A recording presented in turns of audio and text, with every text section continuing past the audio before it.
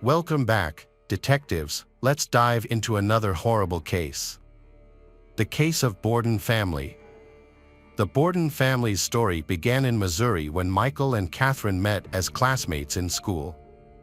Michael was drawn to Cathryn, who was blonde, radiant, and responsive. He used different methods to capture her attention, like helping with homework and inviting her for walks.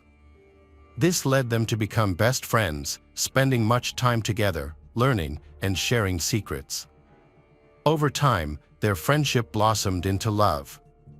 Michael invited Cathryn on a date, during which he first expressed his love for her. After some time, they got married in a beautiful and memorable ceremony, where they vowed to love each other through all of life's challenges. 10 years into their marriage, they moved to Lititz, Pennsylvania, a town founded by members of the Moravian Church in 1756 and home to descendants of Moravian communities. Life in the town was calm and serene. Many families were part of the Christian Amish community and lived in a way that reflected their beliefs. They embraced simplicity, choosing to forego many modern technologies. The Borden family was very religious, so choosing Lititz was intentional. This suburb seemed ideal for raising children, as life there was consistently peaceful. Each day was similar to the previous one, offering the tranquil environment the family of Borden desired for family life and spiritual connection with God. Michael was involved in the local church, where he taught Sunday school, while Cathryn mainly took care of the home and helped her husband with his community work. Michael primarily worked for spiritual fulfillment, but to support his everyday needs, he worked as a manager at a printing company. Over the years, they had 5 children, 3 boys and 2 girls. Most families in Lititz were large, with many having more than 5 children. To protect their children from the challenges and dangers of the wider world, families often attended church, Our local teenagers participated in youth groups and they were homeschooled. Interaction between families was mainly through joint religious organizations and celebrations. The family ideal established by Michael Borden continued for many years, raising children with faith and discipline. At the beginning of the 2000s, the oldest sons left for university in another city, leaving 3 children at home. These children continued their homeschooling, much to their parents' satisfaction. Neighbors and the couple's few friends praised the children's upbringing and their wide range of interests. Kara, Caitlin, and Daniel were known for being exemplary, kind, and responsive, although this wasn't always the case. However, when Kara, the eldest daughter, hit her teenage years, she totally shook up the family traditions. Against her father's wishes, she started playing for the local soccer team, sneaking out to nightclubs, and doing everything she used to be forbidden from doing. Her behavior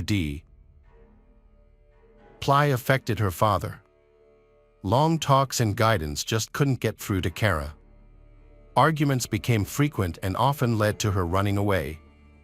She openly showed interest in boys and sought out relationships. In 2005, David Ludwig, who was 18, and Kara Borden, who was 14, met in a support group for students with homeschooling issues. They were both quickly formed a close friendship, unbeknownst to their parents. They decided to create social media profiles to communicate secretly. Their exchanges were frequent and emotional, and they used encoded messages to keep their conversations hidden for as long as possible. After some time, exchanging letters was no longer sufficient, so they started meeting in secret. Initially, they took walks in quiet, secluded areas around the city. Gradually, their friendship turned into a romantic relationship. They began sneaking out at night to go to discos and stayed together until morning. David, being older, had already experienced first love and break. Kara, on the other hand, was so young that her emotions were overwhelming. Kara was very young, so her emotions were intense. She didn't simply walk, she appeared to glide, with a joyful smile constantly on her lovely face. Meeting David made Kara become obedient to her parents again. Her father was thrilled, thinking the teenage troubles were a thing of the past. But Michael was wrong. It was only the fear of being found out by her parents that calmed the girl's rebellious spirit while she hid her love for David. This saddened Kara a lot, as she knew how her parents would react to relationships at such a young age. Since childhood, they had instilled very different ideas about the possible love between a man and a woman, trying to protect her from that reality for as long as possible. Fearing her parents' negative reaction, they guarded their secret very carefully, but sooner or later, all secrets come to light. One day, Kara couldn't hold back any longer and shared her secret with her sister. She showed her a photo of David and explained how their relationship started, expressing how deeply in love they were and their determination to be together against all odds. They were even ready to elope. Worried for Kara's safety, her sister told their mother about the elopement plans, revealing the secret of them. Early one morning, Kara quietly climbed through the window into the house and tiptoed to her room, feeling thrilled.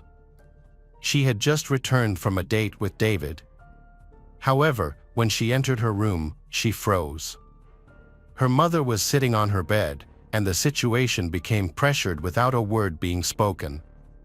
After breakfast, Kara's parents told her she was not allowed to have any relationship with the young man. Her parents were upset because they had tried to protect their children from violence, drugs, and other negative influences, and they couldn't believe this had happened. Kara's father was so angry and disappointed that he wouldn't let her leave her room that night. However, Kara spent the night at David's house instead. At 5:30 a.m., David dropped her off near her home. They had agreed that Kara would text him as soon as she safely returned to her room.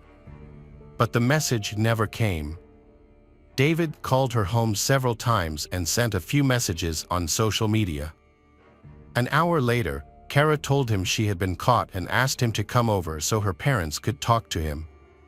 David arrived on time for the meeting. The conversation started with Kara's father expressing strong anger and forbidding David from seeing his daughter. Kara's parents held very conservative values and were firmly against her having relationships at such a young age. The father's heart was unmoved by David's words of love. He warned David that if he saw him with Kara again, he would report him to the police for being involved with a minor. Despite the long and emotional discussion, it ended without resolution. Kara was locked in her room once more, and David left empty. Indeed.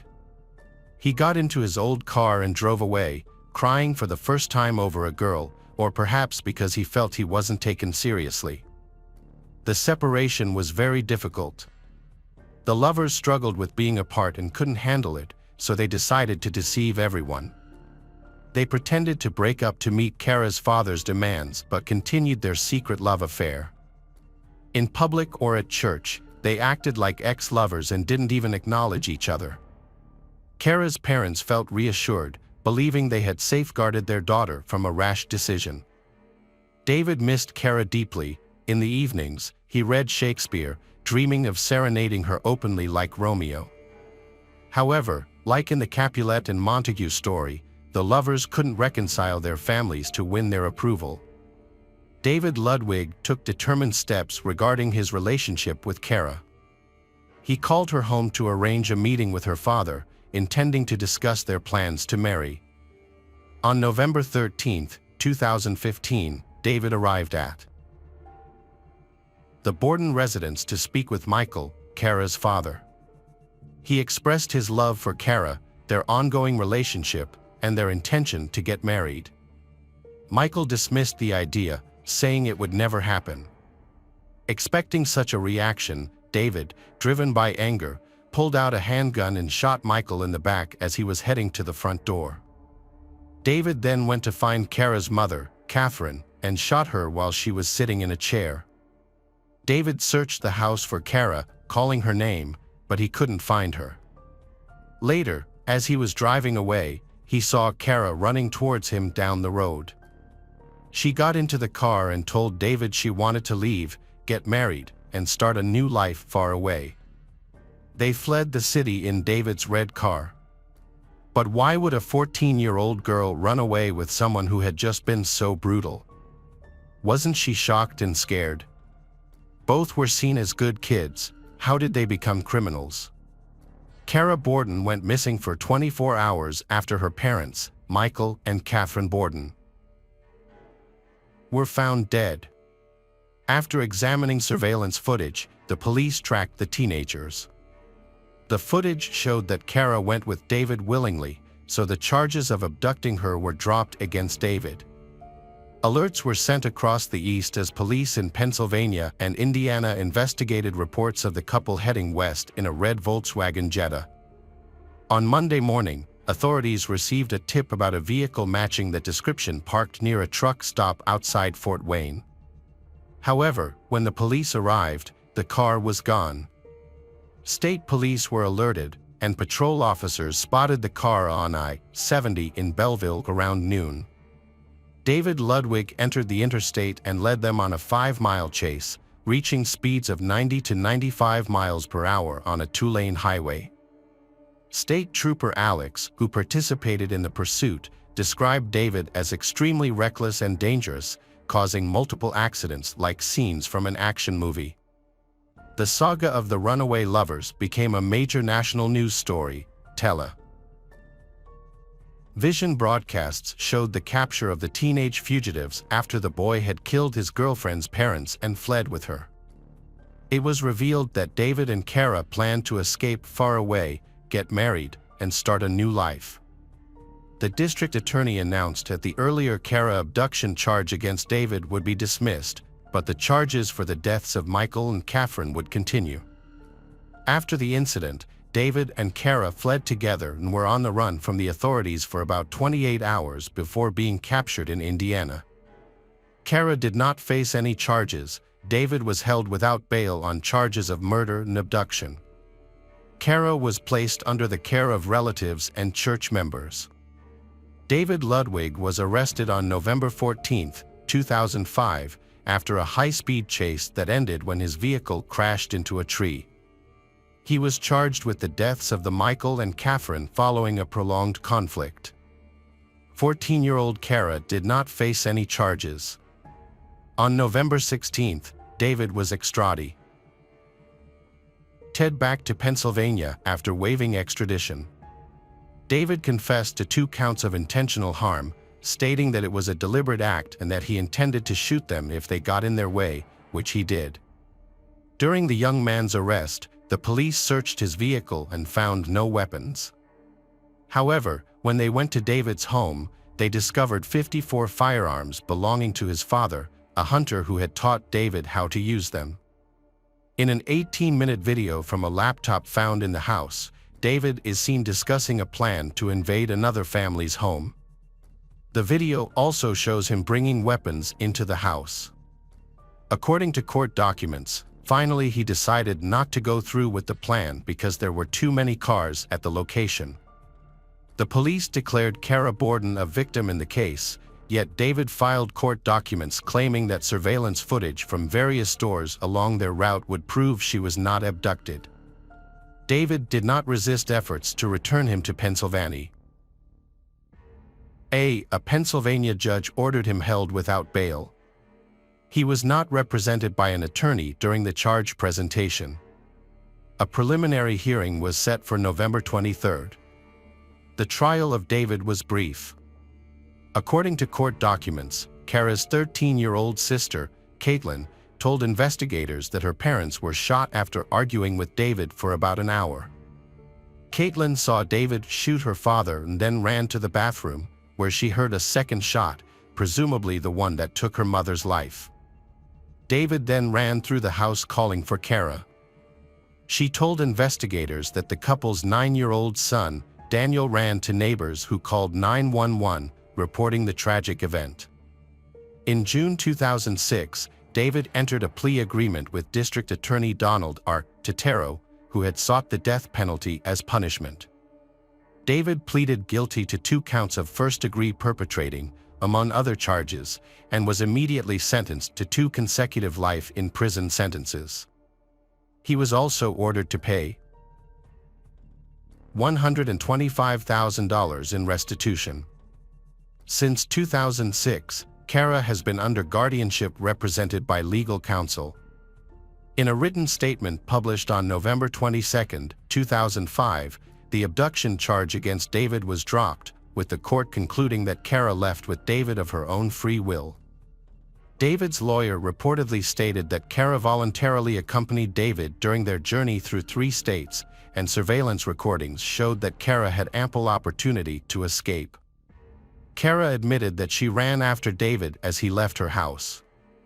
She simply wished to marry her beloved David. Kara has been identified as a victim in this tragic situation, and thus the District Attorney of Lancaster County did not levy any criminal charges against her. Her actions alongside David's during the investigation and the digital trail of emails, blogs, and texts they left behind contributed to this decision. At a solemn memorial service held at Lancaster Bible College, Kara, amidst her siblings, mourned her pair. NTS. The Borden family's neighborhood showed its respect and remembrance by adorning mailboxes with white ribbons. The loss left 5 children without the guidance and love of their parents. George Landis, an elder from the Monterey Chapel, reflected on the incident by saying that the purpose behind such loss is known only to God, reassuring that Michael and Katherine are in a better place. Vera Zimmerman, 50, familiar with the Borden family and David's mother for 7 years, remarked on the upbringing of the children, pointing out that a lapse in judgment led to the unfortunate events. David's appeal for release was finally denied by the State Appeals Court, as reported by the Lancaster County District Attorney's Office after his sentencing on June 20. David underwent several evaluations at Camp Hill before being transferred to a state prison in Indiana County, where he began serving his life sentence for the murder of his girlfriend's parents. The tragic case of the Borden family serves as a haunting reminder of how seemingly innocent relationships can spiral into devastating consequences. What began as a story of young love evolved into a dark tale of rebellion, betrayal, and violence, leaving an entire family shattered and 2 lives forever altered. The aftermath of this heartbreaking event highlights the fragility of trust, the dangers of secrecy, and the far-reaching impact of a single, catastrophic decision. Welcome back, mystery lovers. Today's case is going to keep you on the edge of your seat. The case of April Jones. April Jones was born on April 4, 2007. April is a cheerful child, but she also has her own problems. Born 7 weeks early, she had some early health issues, but with medical support, she grew into a typical young girl. However, April was diagnosed with cerebral palsy, a condition caused by a brain injury, often due to a lack of oxygen at or shortly after birth. Cerebral palsy affected her lower body. Although her condition was not very severe, it caused her pain and made basic muscle movements difficult. Despite having a mild condition, she required special care. On October 1, 2012, at around 7 o'clock in the evening, 5 years old, April was playing outside with her friend at the Bryn Aeg housing estate in West Wales. Usually, April's parents don't let her go out to play when it's dark like that, but because she had received an excellent report card the day before, they allowed her extra playtime. April was supposed to return home after playing outside with her friend for about 20 minutes, but after that she did not return home. Her parents had last seen her on a bike, so they went out to look for her. They found April's 7-year-old friend nearby, but April wasn't with her. The friend explained that April had gotten into a car. Fortunately, she could describe the man who took April. He was wearing a green jacket, had blue or green eyes, brown hair, and a beard. Despite being young, the friend provided a crucial detail: she saw April get into the car on the driver's side.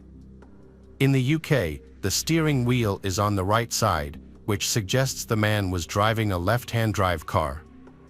despite it being nighttime, but the police responded swiftly. The first officers reached the scene, the 999 call. While search teams were being assembled, authorities interviewed people who knew April to determine if anything unusual had occurred that day or in the days before her disappearance. April's family couldn't think of anything that could help the police. April had gone to her swimming class earlier that day, and after returning home, she was allowed to play outside with her friends. It had only been a short while since April went out, but it was getting late in the autumn, so it would get dark soon, making it very difficult to find her. News of April's disappearance spread quickly throughout the neighborhood, through word of mouth and social networks. Within hours, locals left their homes to help search her. Although their intentions were good, this outpouring of support hindered the police investigation. The police were grateful for everyone's enthusiasm, but they still needed to conduct door-to-door inquiries to see if anyone had seen April or seen the person who might have taken her. The problem was that very few people were at home because most had gone out to assist with the search. The story of April's disappearance quickly drew national attention. Television crews and reporters from all over the country flocked to the small town to cover the incident. At 10:30, the police provided a status update to the public and media, voicing concern as they still hadn't found any leads related to April. They appealed to anyone with information to come forward right away. On the evening of October 1st, authorities released more details about April's disappearance. At the time she went missing, April was wearing her school polo shirt and a purple coat. Over 100 people had joined the search to support the police. The local community played a crucial role in the search, as their knowledge of the area invaluable. In addition to locals, a large number of volunteers from England traveled to Wales to assist, and several people from South Wales also joined the search. The search was difficult due to the town's surroundings, which included mountains, waterfalls, gorges, dense forests, and uneven terrain, all of which were exacerbated by the cold, rainy, and overcast autumn evening. The police divided the volunteers into multiple search teams, which then combed through a vast area of about 60 square kilometers. After 8 hours of searching the difficult Welsh terrain, by 3:30 a.m., the volunteers had thoroughly covered the area. Although the situation was desperate, there was a poignant beauty in the fact that many people were willing to give their time to help find little April. This outpouring of support must have brought some comfort to her family, who waited anxiously by the phone for news.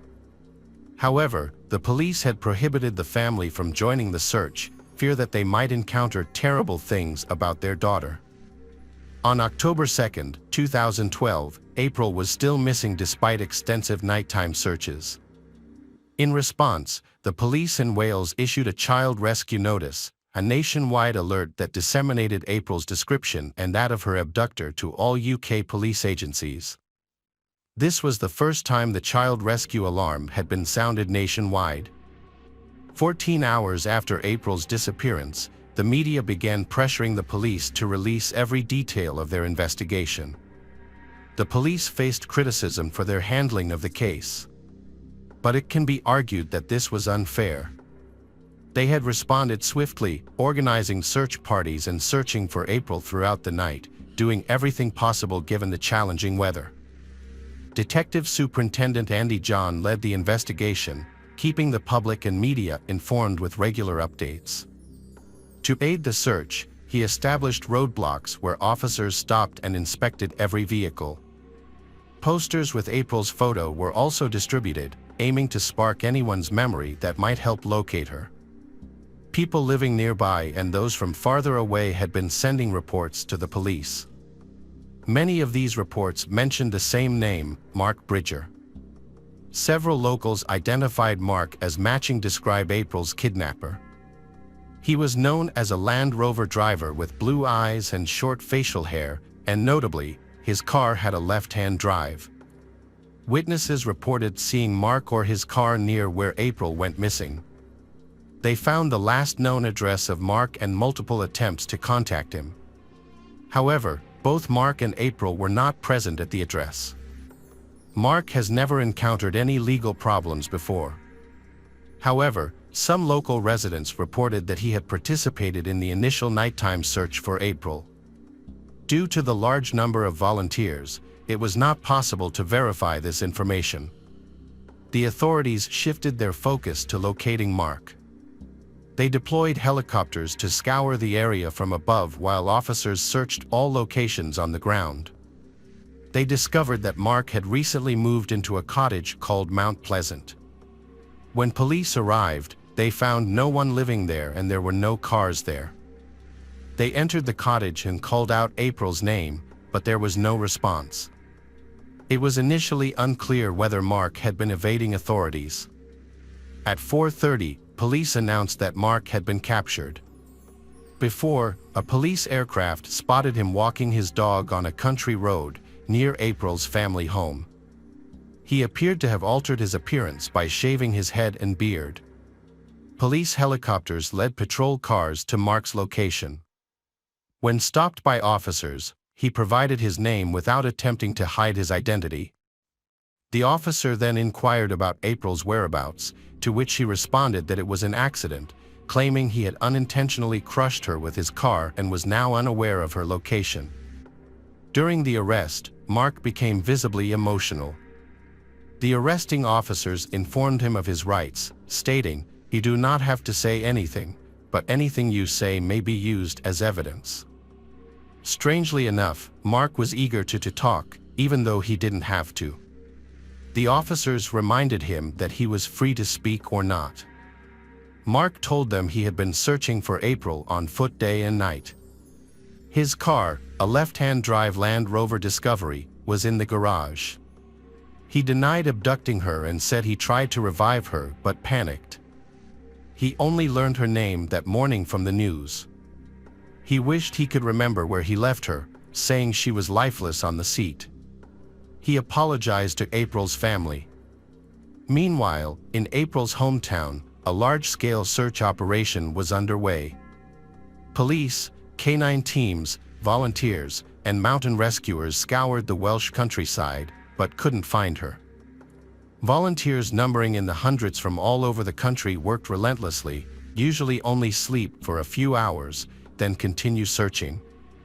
The police received over 600 offers of help, with many suggesting areas to search. Thanks to local expertise, over 20 areas were thoroughly checked. At this stage, detectives had Mark Bridger in custody and were interrogating him. Mark immediately began discussing the incidents of that day. He stated that he had no knowledge of April's whereabouts and described his activities, which included attending a parent-teacher conference at his daughter's school and then parking near his girlfriend's house, also which is close to April's parents' house. Mark admitted to consuming a few drinks and seeing two girls riding their bicycles. He remembered the dark-haired girl riding behind his car, and claimed that when he looked for the other girl, she was nowhere to be seen, but then suddenly her bike appeared.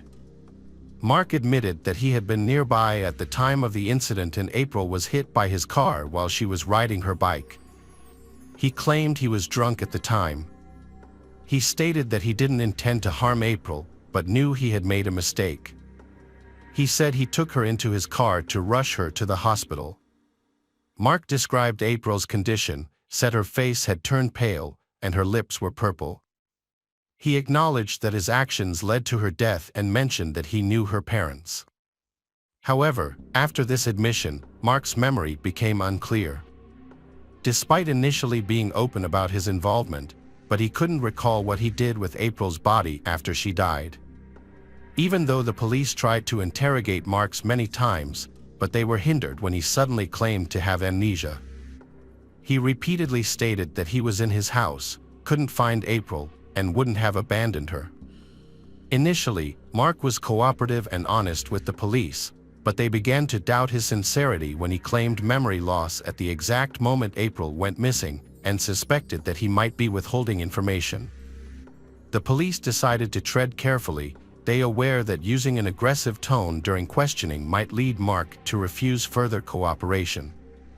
The police obtained a statement from April's 7-year-old friend, claiming that April voluntarily got into Mark's car, appeared happy, and was smiling. It is unlikely that someone would deceive a child in this way without reason or motive. However, the police also had a witness who contradicted this account.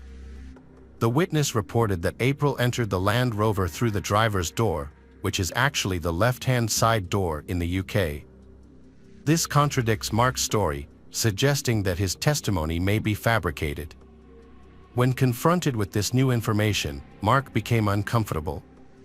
Despite this, he maintained his original story and showed no signs of wavering under various lines of questioning. Detectives employed a novel approach by consulting Dr. Joe Sullivan, a renowned expert in criminal body language and behavior. Dr. Sullivan's involvement went beyond analyzing Mark's interviews. He also visited his home to gather information for a psychological profile. What he found was astounding. Mark's home contained an assortment of disturbing items, including knives, handcuffs, and a shotgun, some of which were concealed, while others were openly displayed. Furthermore, he worked at a slaughterhouse. According to Dr. Sullivan's assessment, Mark was a fantasist who identified himself with fictional characters like Rambo, indicating a disconnection from reality. Despite Dr. Sullivan's advice, the police took a paternalistic approach with Mark. However, he stuck to his story. The police then relied on forensic specialists to thoroughly search his house for evidence. The search team found small specks of blood in the restroom, but at that point, it was unclear whose blood it was. It was possible that the blood came from he cutting himself while shaving. The police sent the samples to the laboratory, but it would take up to 24 hours to get the results. Dr. Sullivan warned the police that Mark was unlikely to feel empathy or guilt about his actions. Although he might try to pretend otherwise, but Dr. Sullivan believed that he lacked these emotions. As a result, Dr. Sullivan advised the police that appealing to his better nature would be pointless, as he didn't have one. The police cannot expect Mark to be remorseful, sympathetic, or confess his guilt. The police took Dr. Sullivan's advice seriously and redetained Mark on suspicion of murder. This sudden turn caught Bridger off guard, and him pale. Furthermore, explicit child photos were discovered on his laptop, leading to his second arrest for possessing offensive images of children. As the investigation intensified, Mark suspected the police had more information than they were letting on. Meanwhile, April's parents were informed on Thursday, 3 days after her disappearance, that the police had shifted their focus from finding her alive to investigating a murder case. They had to break the devastating news to their children that they had lost a sister. Receiving news that their daughter was presumed dead, but her body hasn't been found yet, was a difficult pill to swallow. The police kept this information from Mark, but they also advised the volunteers who had been tirelessly searching for April to stand down and let the experts handle the situation. However, this suggestion was met with resistance from the hundreds of volunteers, many of whom were in tears as they left the site. On Friday, 4 days after April vanished, police search teams continued their search for clues. There was no evidence that Mark killed April, according to forensic experts. A thorough examination of his Land Rover revealed no marks, no blood, no hair, and no skin. This was despite Mark's claim that there should have been signs of April's injuries, such as scratches on the bumper or blood or hair inside the car. He tried to explain by saying he didn't see any blood on April after his car hit her. Although April was run over, she didn't appear to have any open wounds. However, Mark's story was about to be exposed as a fabrication. On Friday night at 6:15 p.m., the lab contacted the detectives. The results of the DNA comparison between April's toothbrush and the blood spatters found in Mark's restroom. They matched. Additionally, DNA evidence was found on his fleece collar and jogging bottoms. After gathering enough evidence, the police charged April. They found photos on his laptop, which they showed him during questioning. The photos depicted minors being sexualized, exploited, and manipulated. However, Mark denied any wrongdoing, claiming he didn't enjoy things, despite being shown the images and asked to describe them. The photos were disturbing and something no reasonable person would have. Mark also denied searching for explicit websites for personal gratification, even when confronted with his internet search history. After 3.5 days in custody, the police's 96-hour questioning period was almost over. They made one last attempt to get Mark to tell the truth. The decision to press charges now rested with the Crown Prosecution Service. The police questioned Mark about April's whereabouts and whether he intended to murder her. They pointed out that no blood was found on the bathroom walls at his house, yet a full DNA profile of April was discovered. Mark claimed that if he had blood on his hands and didn't dry them, he might have accidentally flicked blood onto the walls. However, this contradicted his previous statement that he hadn't experienced any issues with blood for a week prior. Despite the inconsistencies, Mark stuck to his story, stating that some blood must have been present, even though he had previously claimed there was no blood on him or April, or in the car. Mark was subjected to intense police questioning regarding the images found on his laptop. The police were struggling to find ways to get him to reveal the truth. When asked if he was using the photographs for self-gratification, he denied it. However, he did suggest that a buildup of sexual frustration might have contributed to his actions on the morning in question. Mark's composure eventually began to crack under the pressure of questioning. He became agitated, raised his voice, and started using profanity. It was clear that he took issue with being labeled a pedophile. After a lengthy and challenging process, the police were finally able to uncover Mark's true nature. They were convinced they had the right person and had already submitted the case to the Crown Prosecution Service, CPS. The CPS subsequently authorized the police to charge Mark with the abduction and murder of April Jones. When informed of the charges, Mark showed no emotion or remorse.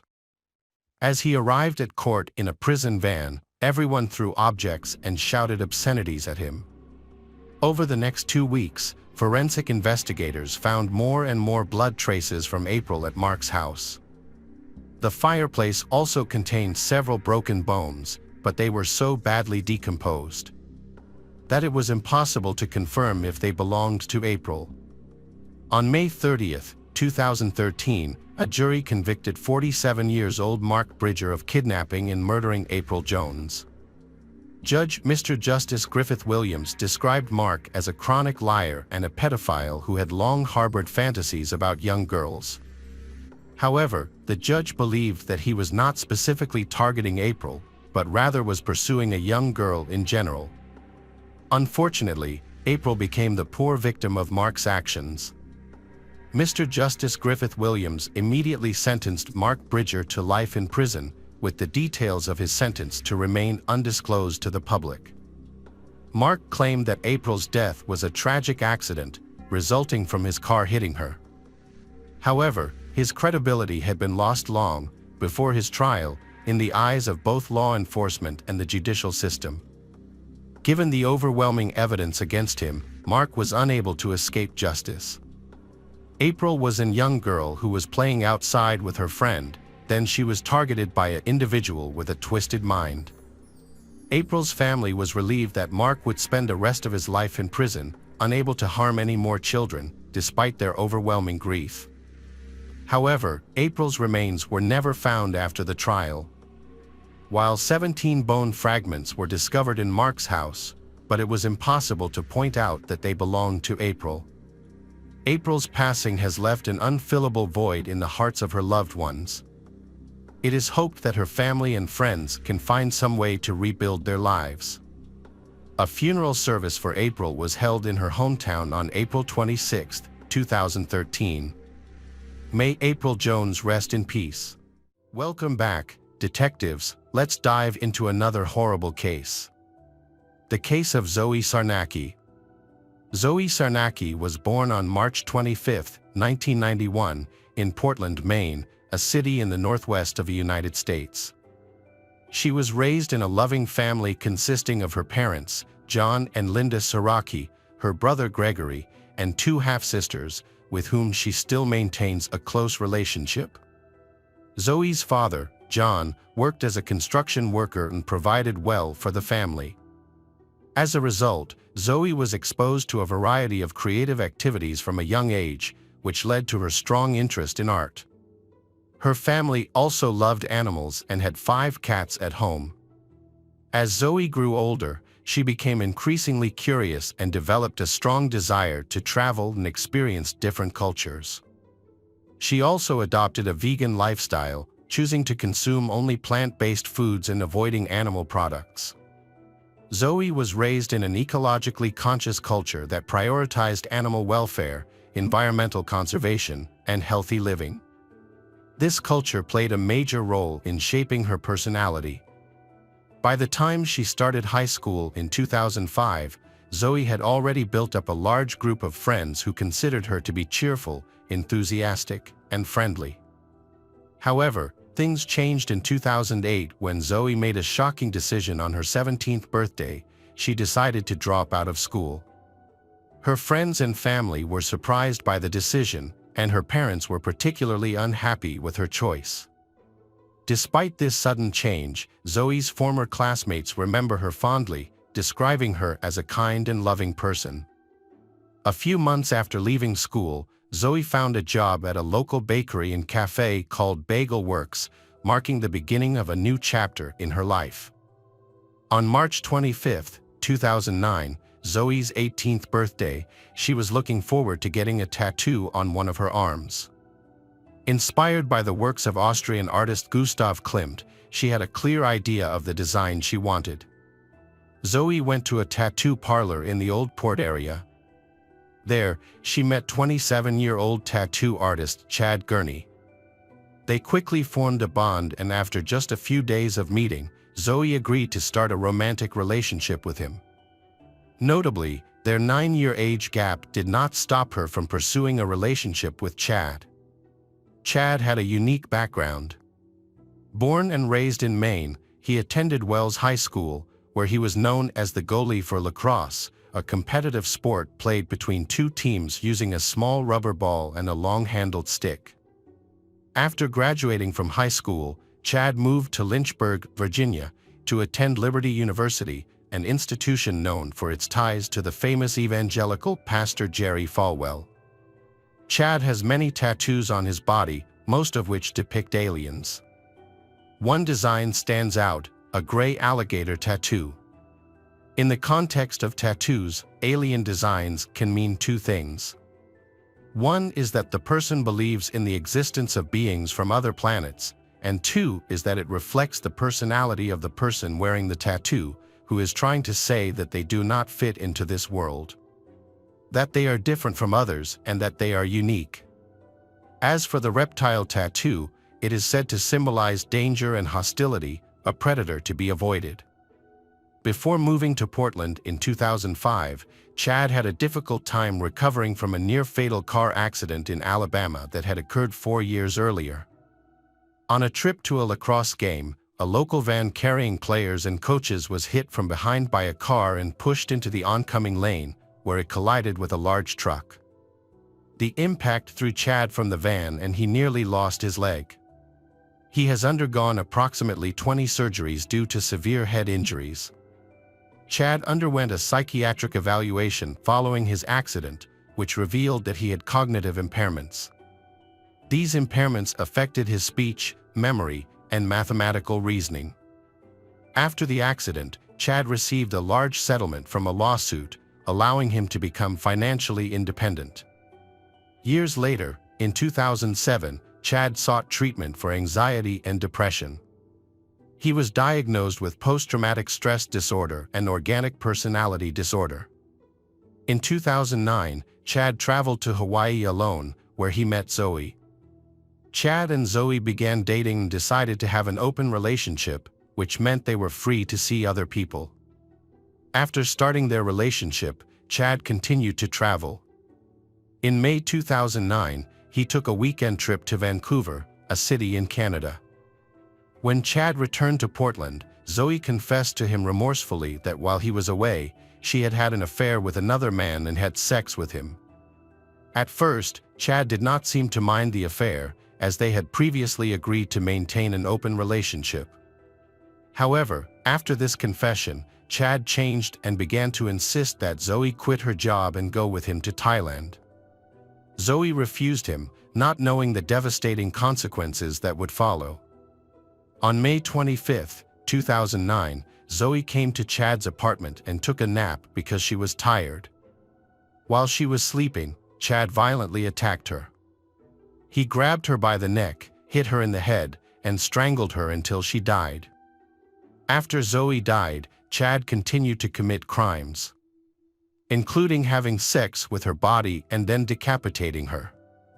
After committing the crime, Chad showered, dressed and drove to a nearby gas station to fill up the tank, showing a disturbing calmness after committing such a heinous act. Chad returned to his apartment, where he poured petrol over Zoe, creating a trail of fuel leading to the front door. He then set it on fire.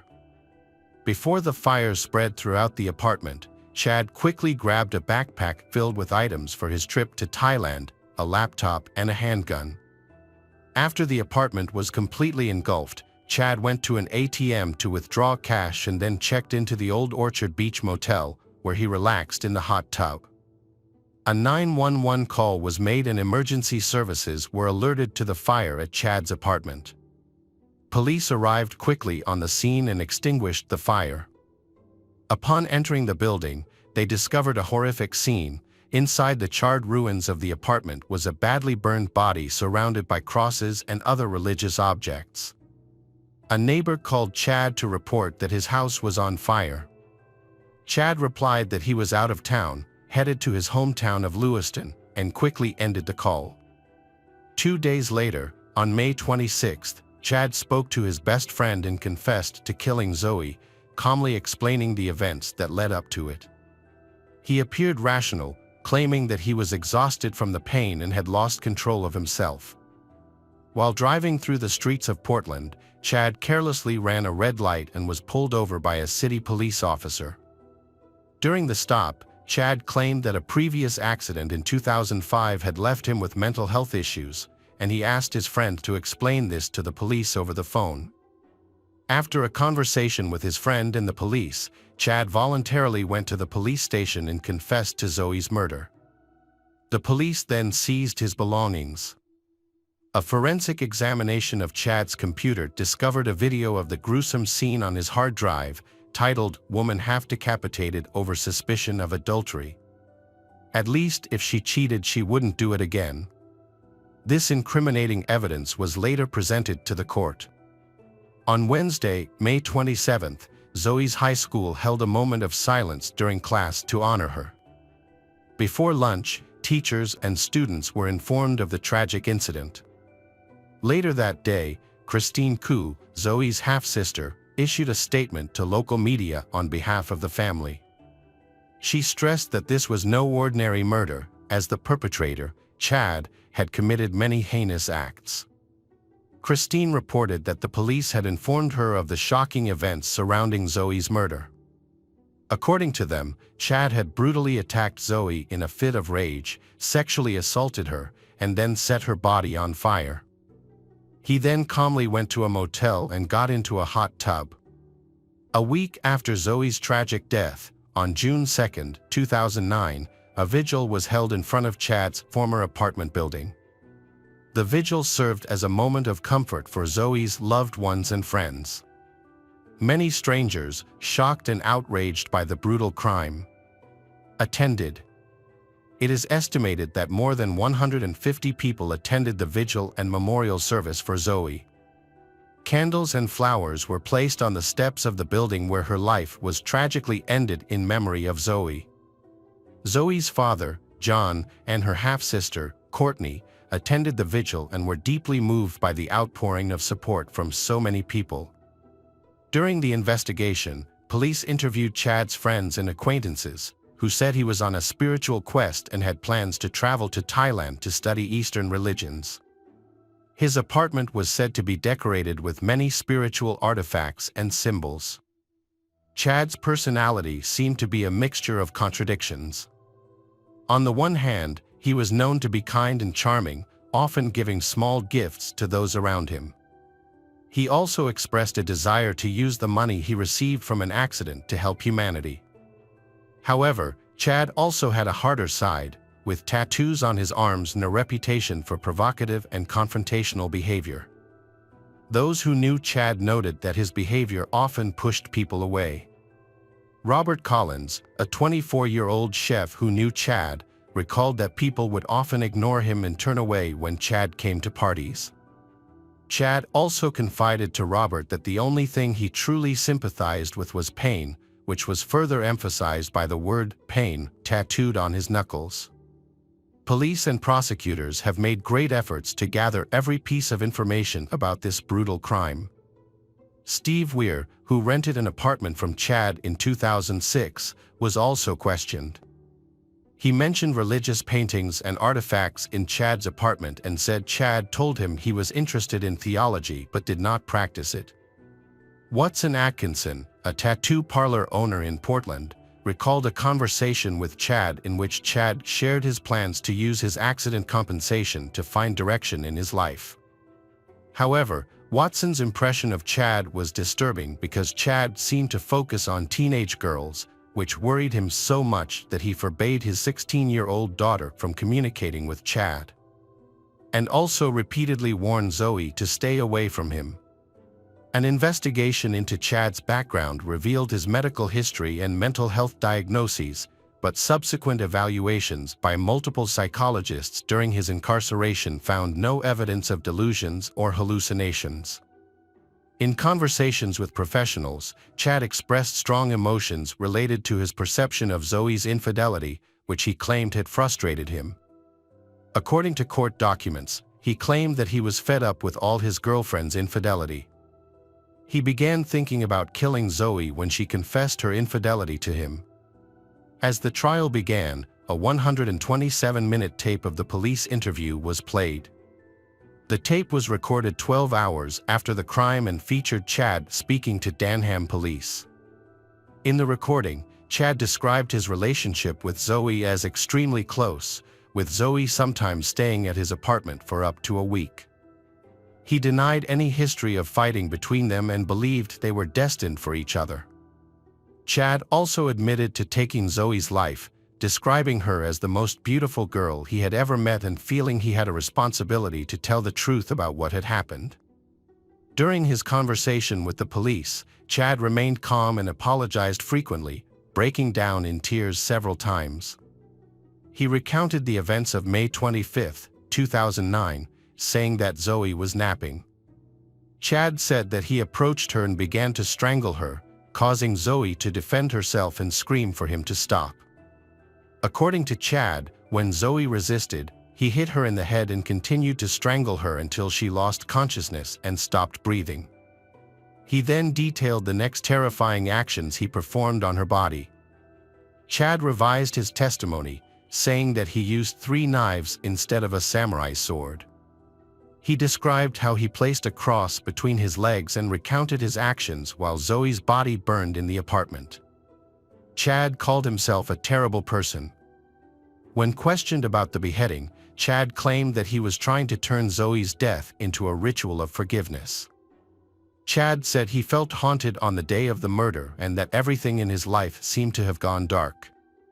He described himself as a primitive person, acting on instinct for hours, which led him to commit the heinous act.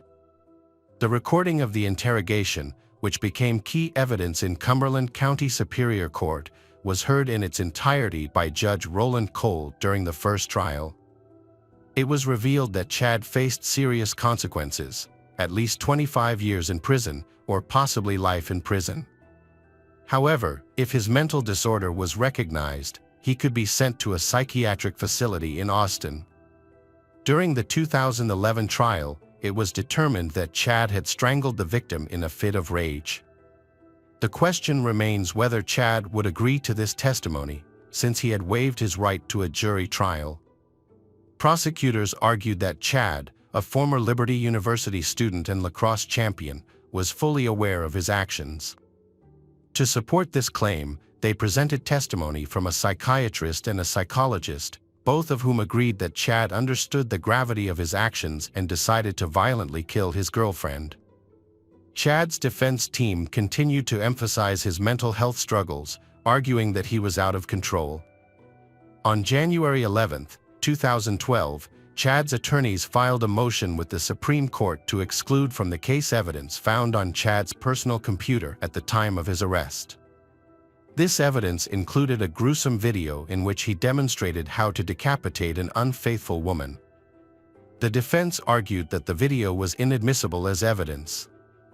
Ultimately, nearly 3 years after the crime, Chad Gurney, then 30, was sentenced to 50 years in prison for the murder of Zoe Sarnacki and an additional 25 years for arson. The judge ruled that the sentences would run consecutively. Chad's lawyers challenged the sentence, but their appeal was rejected. Zoe's family members were disappointed that Chad did not receive a life sentence. During sentencing, the presiding judge said that Chad had a distorted view of the world, but the court's main concern was whether the defendant knew that his actions were wrong. Chad's lawyer, Sarah Churchill, presented her case to the Supreme Court, claiming that Chad's concussion and other injuries from the 2005 accident had left her client in a state of confusion and delusion. She argued that the judge erred in finding Chad guilty, particularly that the search warrant should not have included his smartphone, laptop, and social media pages. Sarah Churchill argued that the court should have focused more on evidence of Chad's psychosis and unstable mental state at the time of the crime, rather than evidence found on his digital devices. The Deputy Attorney General told the court that Chad was accused of killing Zoe as an act of revenge for having an affair with another man. The Deputy Attorney General explained that a video appeared to show Chad sexually assaulting Zoe as punishment for an infidelity that he considered a betrayal. The Deputy Attorney General clarified that the prosecution did not use any information from social media to build its case against Chad. He argued that the evidence convincingly demonstrated that the defendant was fully aware of his actions at the time of the crime.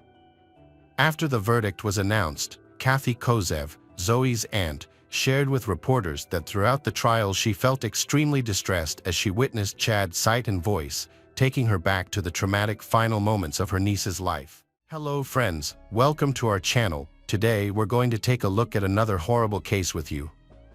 The case of Jennifer Cave. Jennifer Cave was born in March 1984 near Bishop, Texas, to a family living on a modest farm. Her mother, Sharon, remarried, and her father, Charlie, was a welder. He was a good husband and father, but alcohol turned him into a troublemaker. However, when he was sober, he was calm. Despite the family's ups and downs, they remained close. Sharon worked as an accountant at a chemical plant while raising her family. Jennifer, unlike her outgoing siblings, was quite shy. Jennifer loved reading, which helped her develop her intelligence and memory. Despite her lack of self-confidence, Jennifer was active in school sports and social activities. Her father's abusive drinking habits tore the family apart. After her parents divorced, Jennifer and Clayton lived with their father. They felt great sympathy for him and tried to comfort him. Jennifer wanted her father to stop drinking so much that she ignored the fact that he really didn't want to change. For years after the divorce, in 1999, her mother, Sharon, met a new man named Jim Sedgwick. When Jennifer entered her teens, she changed. She got her braces off, got new glasses, and her appearance became much better. Her personality changed along with her new look. She graduated at the top of her class thanks to her intelligence. Jennifer enrolled in Texas State University as a finance major, but quickly became discouraged and dropped out after her first semester. She then attended community college in Austin and worked part-time at a restaurant in the city to support herself. During this time, she dated Mark, a nice guy from a good family. Their relationship could have led to marriage, but Jennifer became addicted to the nightlife. She partied and drank frequently. Her time spent drinking increased, and along with her marijuana use, her bad habits gradually took over her life. Jennifer's life took a turn when she meets Colton Petoniak. Colton Petoniak was born and raised in Bryant, Arkansas. During his youth, he was known as a smart, attractive boy who was popular with many girls. Colton has a passion for skateboarding and playing the guitar.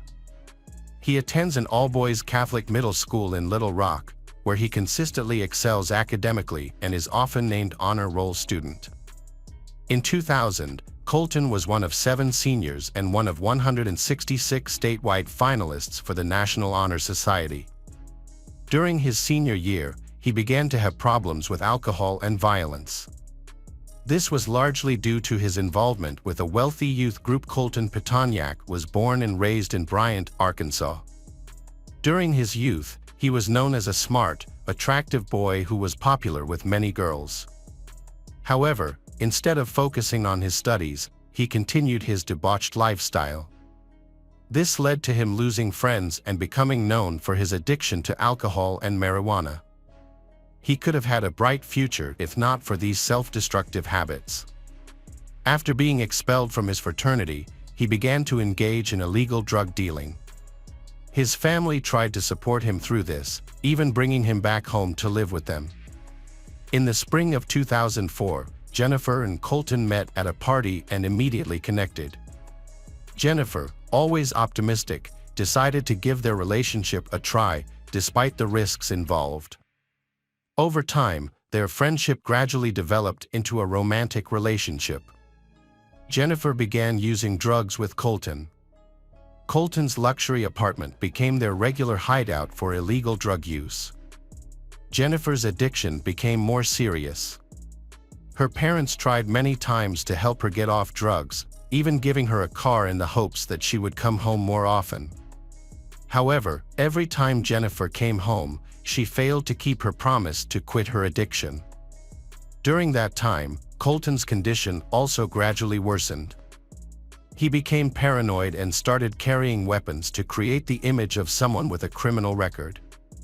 In 2004, Colton was arrested for illegal drug possession. He later entered rehab. Elsewhere, Jennifer's relationship with her family deteriorated when her parents visited her. They were completely shocked to see that Jennifer had lost a lot of weight. Her image was no longer as healthy as before. Refusing the family's advice to go to a drug treatment center upset Jennifer's parents. Because of that, Sharon and her new husband, Jim, made the decision to stop supporting her financially. They hoped that because of that, she would make more efforts to get her life back. Jennifer did not have enough money to survive on her own, so she was forced to live with Colton. However, after a month of living together, she decided to leave due to some unexpected events. Fortunately, a friend helped her not only by providing a place to stay but also by providing emotional support. After a difficult time, Jennifer's life seemed to be back on track. In early 2005, she began a new relationship with a man named Scott, a nice single father. Scott's lifestyle was the complete opposite of Colton's. Scott worked at a restaurant, sang well, and maintained a healthy lifestyle. When she was with him, Jennifer felt better about herself and looked healthier. She took on the role of a housewife and became the ideal mother figure for his daughter. However, she was still ready to leave at any time if Colton called. On another hand, Colton moved to the Orange Tree apartment complex near the university, where there were parties every weekend. His image changed the views of the people who frequented the place. In addition, there were many healthy things. In the comfortable pace of life, he met Laura Ashley Hall. In contrast to Colton, Laura was infatuated with this man and often showed jealousy towards the other women in the group, especially Jennifer. Laura made a different impression on their friends, who wondered why she was so arrogant and often made fun of anyone. Laura, like Colton, also came from a well-off family. She was an active person, participated in many different activities, and was successful in her studies. After graduating from high school, she enrolled in college but soon dropped out, choosing instead a more comfortable job and lifestyle. Later, Laura and Colton began a romantic relationship. She was also deeply attracted to Colton, like Jennifer. However, Laura's friends noticed that she had changed for the worse, becoming more aggressive, neglecting her work, and not taking care of herself. Many suspected that she had also started using illegal drugs. Beside that, Jennifer entered a new chapter after ending her relationship with Scott. She felt that she did not fit in with his family and did not want to cause trouble. However, she still kept in touch with Colton, who was still deeply in love with her. Regarding their relationship, Jennifer just wanted to keep it as friends. She wanted to get a stable job and go back to college. In August, a new opportunity appeared in her life. She started a new romantic relationship with Michael Rodriguez and found a great job. At a law firm, she impressed everyone after her training and was offered a high-paying consultant position. She was proud of herself and felt truly happy. On August 16th, Jennifer decided to celebrate her new life with her friends. They went to a bar and then to a club. According to a friend, the bouncer at the club refused to let Colton in because of his appearance. This may have led him to turn to drugs. The investigation is still ongoing to shed light on the events that happened that fateful night. The next morning, Jennifer's boyfriend, Michael Rodriguez, checked his phone but found no calls from Jennifer. He recalled that she had promised to call him after dropping Colton off. Michael did not trust Colton's character and lifestyle and was concerned. Around the same time, Jennifer's roommate noticed that she had not come home the night before. The alarm clock was still going off, but no one had turned it off. This worried her roommates as they had a habit of informing each other about their plans. Jennifer's roommate tried to contact her but received no response, which was out of character for her. She was still scheduled to go to work that day, but her work clothes were still hanging on the rack, with no sign that she had put them on and left. This made her roommates even more worried because Jennifer was not the type to leave for work without informing them. The law firm was notified on the morning of August 17th that new employee Jennifer Cave had not arrived for work on time. This was unusual because she had made a good impression during her internship. When a colleague called her at 9 a.m., there was no answer. At 11 a.m., the firm decided to send someone to check Jennifer's home, but there was no answer. The firm contacted Jennifer's mother, Sharon Sedgwick, and discovered that she had also been unable to reach her daughter. The family suspected that Jennifer might have gotten back together with her ex-boyfriend Colton Petoniak, whom they did not like. After more than 12 hours without any news of Jennifer, Sharon reported her daughter missing to the police. The Sedgwicks visited Colton's home, but he refused to meet with them. Jennifer's car was found near Colton's home, making the situation even more suspicious. Although the police searched Jennifer's home and found nothing unusual, they are still investigating based on information from Michael and Sharon, along with the fact that Jennifer's car was found near Colton's home. Sharon and her new husband, Jim, believe that something serious has happened to their daughter. Michael said that Jennifer went out with friends on August 16th to celebrate her new job. One of her friends was her ex-boyfriend, Colton. Jennifer called Michael several times and told him that she wasn't scared but that Colton was acting strangely and that she needed to take him home. However, she did not contact Michael after that. All the clues led investigators to where Colton lived. While the police were still deciding what to do, Sharon and Jim decided to take action themselves. They went to Colton's house and knocked on the door, but no one answered. They sensed something was wrong and were about to call a locksmith to open the door. But Jim suddenly discovered an open window and decided to climb in through it. Once inside, he found the apartment in complete disarray. As soon as he entered, Jim was hit by a stench so bad it made him nauseous. He immediately covered his mouth and moved toward the stronger smell. Sure enough, the entire house was empty.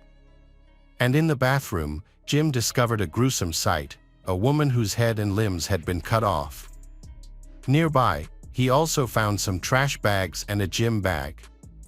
Jim was horrified when he checked inside and discovered the victim's remaining body parts.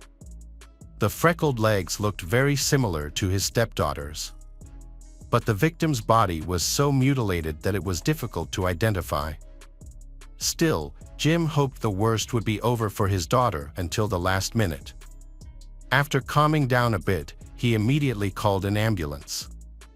Jennifer Cave met a tragic death from being shot in the right arm. The bullet went through her arm, chest, and into her heart, also damaging a major artery. This led to severe blood loss and caused her to die quickly. After that, her body went through incredible and terrifying changes. Forensic experts discovered 18 stab wounds on the victim's body, mainly in the chest and neck. The perpetrator inflicted these wounds after the victim was dead. He then decapitated the victim and shot a bullet through the throat into the head, intending to dismember the victim to easily dispose of the body. The perpetrator severed the victim's upper limbs and placed them in a prepared bag and a garbage bag. The body was left in the bathtub, covered with a saw. However, something thwarted his original plan, forcing him to change his course of action. After receiving a search warrant, the police conducted a thorough investigation of the apartment. Police found .38 caliber shell casings in the apartment. The murder weapon was found in Petoniak's car parked in the garage. They also found a large bloody machete in the dishwasher. Toxicology tests showed that the victim had alcohol, marijuana, and methamphetamine in his blood. A road atlas was found at the scene with pages torn out, marking routes in southwest Texas. This suggested that the apartment owner, Colton Petoniak, had fled. Police immediately issued a warrant for his arrest. Investigators conducted interviews with Colton's neighbors to gather information. Nora Sullivan, one of the neighbors, witnessed a suspicious incident at approximately 3 a.m. on August 17th. When she opened the door, she found Colton standing there with blood on his body and a handgun in his waistband. Nora asked him what happened, and Colton said he had gotten into a gunfight with several people. However, Nora did not hear any gunshots that night and suspected he was lying. Investigators also discovered that Colton had contacted Laura twice that night, but did not have specific details about the conversation. On the morning of August 17th, Colton went to a hardware store and purchased items such as a saw, mask, gloves, and cleaning supplies. He used these items to destroy Jennifer's body and planned to clean up the apartment to remove any traces of the crime. However, at that time, the couple Sharon and Jim unexpectedly appeared, possibly scaring Colton into running away, foiling his plan. While investigating Colton's apartment, investigators found a vital clue that led directly to him. He and Laura Hall were spotted in Mexico, where they had crossed the border in her car. Local authorities circulated Colton's photo nationwide during that time. The couple enjoyed their time going to movies and restaurants. They stayed at a hotel in the border town of Piedras Negras, where an employee recognized him as a wanted man. The employee took a photo of him and sent it to the police. Mexican law enforcement arrested the couple and took them to the border, where U.S. officials arrested them. Laura Hall was released from custody pending further investigation. On August 23, 2005, Colton was charged with the felony murder of Jennifer Cave. A month later, Laura Hall was arrested and charged with tampering with evidence and obstruction of justice. The prosecution presented evidence recovered from Colton's apartment, including a videotape from the store and receipts for the items purchased. Colton claimed he had no memory of the night of the crime due to amnesia caused by excessive alcohol and illegal drug use. He did not initially deny harming Jennifer, but insisted he had no memory.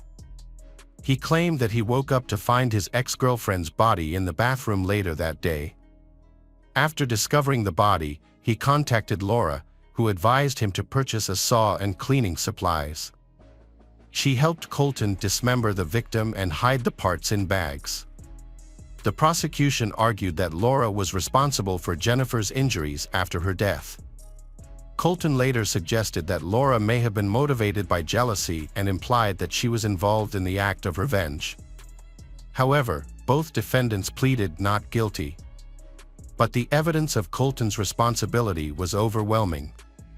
Jennifer's body was discovered in Colton's apartment. His fingerprints and DNA were found on items such as knives, saws, and guns collected at the crime scene.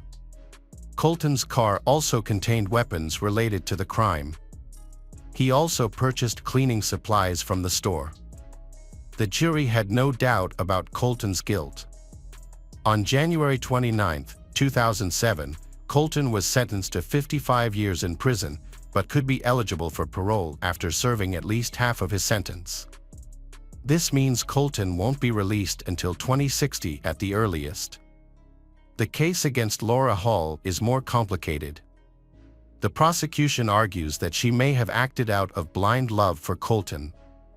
Laura's DNA was found on one of the victim's shoes, a shop towel, and even the gun used. However, the defense argues that these traces only prove her involvement in dumping the body, not the initial act. They can't prove she fired the first shot. Laura claims she only learned about the case after Colton told her about it and that she was forced to flee to Mexico with him. However, witnesses to their time in Mexico said the couple seemed happy on the trip. In 2007, Laura was convicted of obstruction of justice and tampering with evidence, and sentenced to 6 years in prison.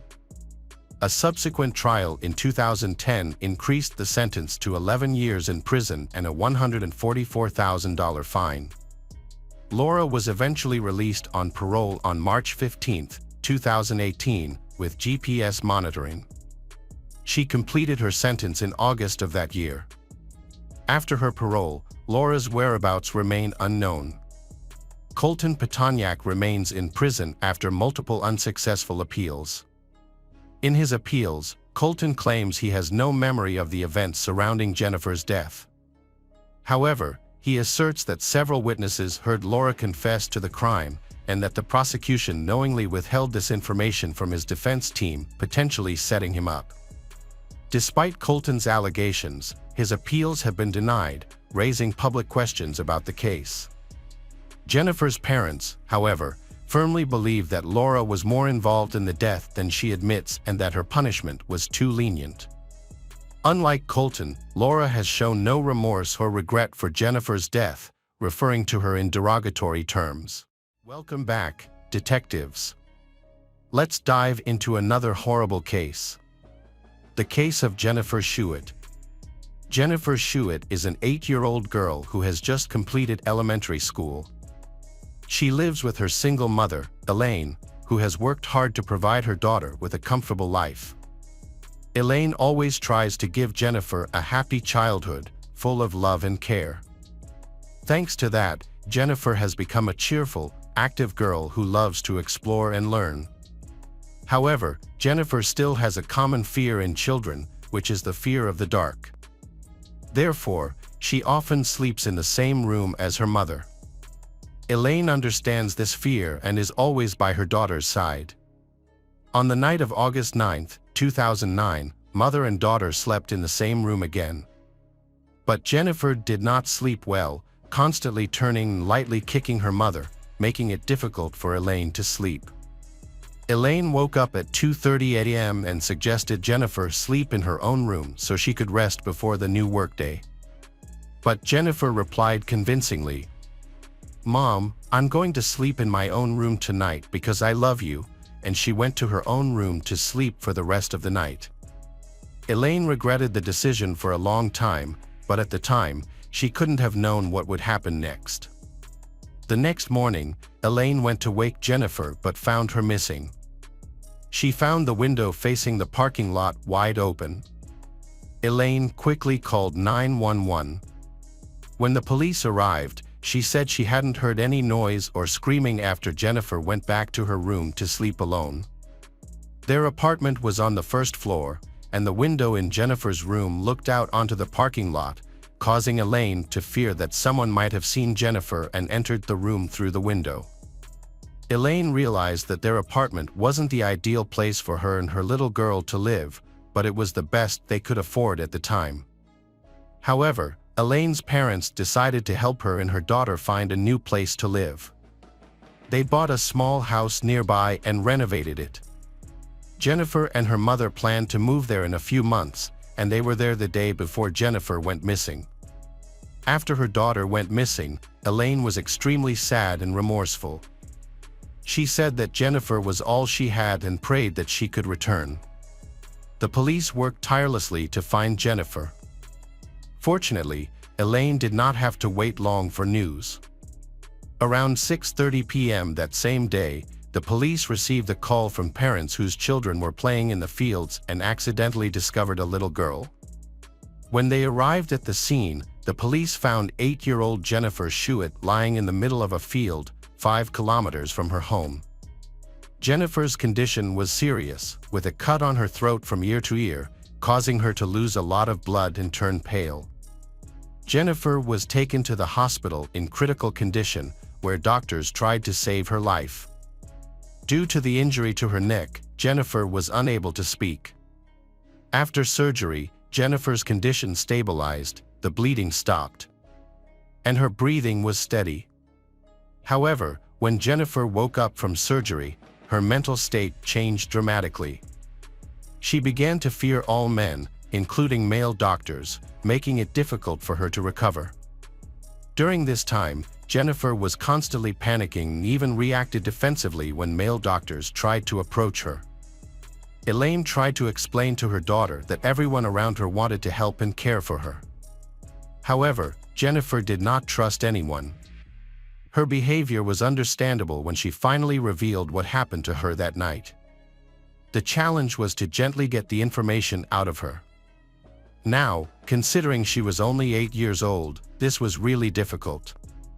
Jennifer was too scared to speak directly to the investigators, so the detectives gave her a notebook and pen to write down her answers to their questions.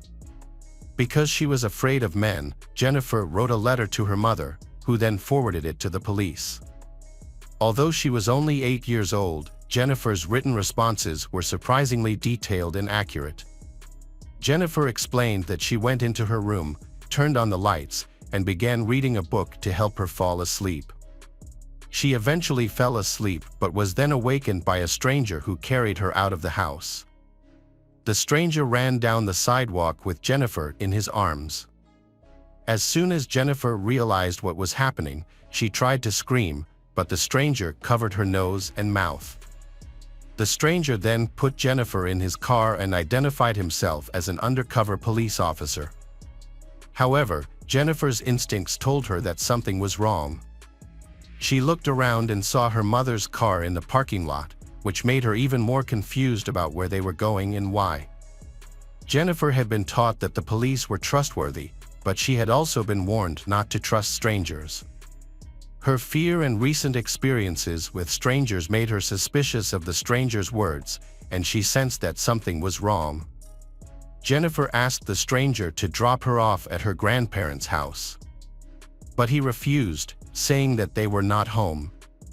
However, she noticed that her grandparents' car was in the driveway, which suggested that he was lying. The man stopped near Jennifer's school, about 3 kilometers from her house. He told her to watch the moon closely and said that her mother would come when the moon changed color. Jennifer waited anxiously for her mother to pick her up, but her mother never showed up. She suspected that the man was preparing for his true intentions. After 5 minutes, the stranger announced that her mother would not be coming and that they needed to drive further. They stopped at a dead-end street, where Jennifer asked the stranger to prove that he was a real police officer. She questioned him, asking where his gun and badge were. When he said that his gun was in the back seat, Jennifer turned around to look for it. That was when the stranger removed her underwear. Jennifer then lost consciousness, so she was not sure how long she was under his control. Jennifer slowly regained consciousness as she was dragged through a field, her ankles constantly rubbing against the road. The pain from the branches and rocks stabbed into her back, but she pretended to be dead and kept quiet, realizing that this was her chance to survive. Her attacker eventually let go of her legs and left her in the field. Jennifer heard him walk away, followed by the sound of his car door slamming and the sound of the engine driving away. When she regained consciousness, Jennifer found that she could not scream, and she was not sure why. She mustered enough strength to bring her right hand to her neck, where she discovered an open wound. Her hand was covered in blood. The exact time she had been missing is unknown, but it is believed that she had been lying in the field for between 12 and 14 hours. As the sun began to set, Jennifer saw the lights of passing cars nearby and heard the sounds of children. A dog approached her several times, seemingly trying to get its owner's attention, but no one came. Throughout her suffering, Jennifer was bitten by fire ants, which helped her stay conscious. Each time she woke up, she could not believe that she was not dead. Jennifer had accepted her fate, thinking that she would not survive. But everything changed when she heard the sounds of children nearby. Suddenly, something hit her leg. When Jennifer later regained consciousness, she found herself being reassured by a police officer who repeatedly told her, "You've been found, you'll be okay. Just stay with me." The officer's words provided comfort to Jennifer as she was loaded into the Lifeline helicopter. The aftermath was a challenging experience for 8-year-old Jennifer, who struggled to communicate due to her inability to speak. She had to write her answers down on paper to convey her story. Additionally, her fear of men made the situation even more complicated. To make her feel more comfortable, her mother stepped in to ask questions on behalf of the police, relaying Jennifer's answers to the officers waiting behind the door. What's remarkable about Jennifer's story is that, despite her ordeal, she was able to remember the stranger's name. She remembered the man telling her his name was Dennis and describing him as fat, with a possible scar on his face. Police also sought the assistance of forensic pathologist Lois Gibson. Although they could only communicate with Jennifer through gestures and notes, they were able to create an extremely detailed composite sketch of the suspect. The sketch was released in the hope of getting information from the public about the identity of the man in the drawing. Meanwhile, police continued to investigate the scene and found Jennifer's clothes about half a mile away, along with a man's clothes. Despite hopes of finding DNA on the clothes to catch the culprit, no matches were found. Jennifer gradually recovered from her injuries. Despite her young age, she showed incredible resilience. During her recovery, there was a moment when she was upset about a chocolate bar that she couldn't eat. She screamed in frustration and let out a weak sound. The doctors were amazed to see that her vocal cords, which had been nearly severed and were not expected to heal, began to miraculously recover. After a while, Jennifer was well enough to be discharged from the hospital. She returned home and went back to school, eventually finishing high school and college. After that, Jennifer decided to become a children's librarian. Even so, she never forgot what happened that night. Every day, she felt like she was chasing a criminal, and that the criminal could be anyone. Jennifer thought that it could be her new neighbor, or a stranger at the post office or the grocery store. She always felt like the person was watching her and would come back to kill her. Fortunately, Jennifer met a guy named Jonathan. For the first time in years, she was able to trust a man. They fell in love and Jennifer felt a little more secure. However, around that time, the clues to her attacker began to fade. The chances of finding him were slim. Her case was passed from investigator to investigator. But still no progress was made. 18 years after that terrible night, Jennifer received a phone call. It was a notice that Detective Tim Cromie was taking over her case and wanted to meet with her. Tim Cromie pledged to do everything he could to catch the criminal. Jennifer trusted him, and Tim Cromie told her that he would do everything in his power until the end of his career to get the answers she needed about this case. To help with the case, Tim decided to involve FBI agent Richard Renison in the investigation. Richard had worked for the Dickinson, Texas police before joining the FBI. Tim and Richard discovered a large amount of evidence collected on the day Jennifer went missing and shortly after she was found. Jennifer's underwear, shirt, and other items belonging to the perpetrator were particularly important, so they sent a sample of the DNA found on the clothing to Quantico, Virginia. Although the detectives knew that technology had advanced significantly in the 19 years since the crime, they understood that the age of the case could cause the evidence to not be prioritized in the lab. Despite the years, their work finally paid off. The man whose DNA was found at the crime scene was Dennis Earl Bradford, the man Jennifer had described years earlier.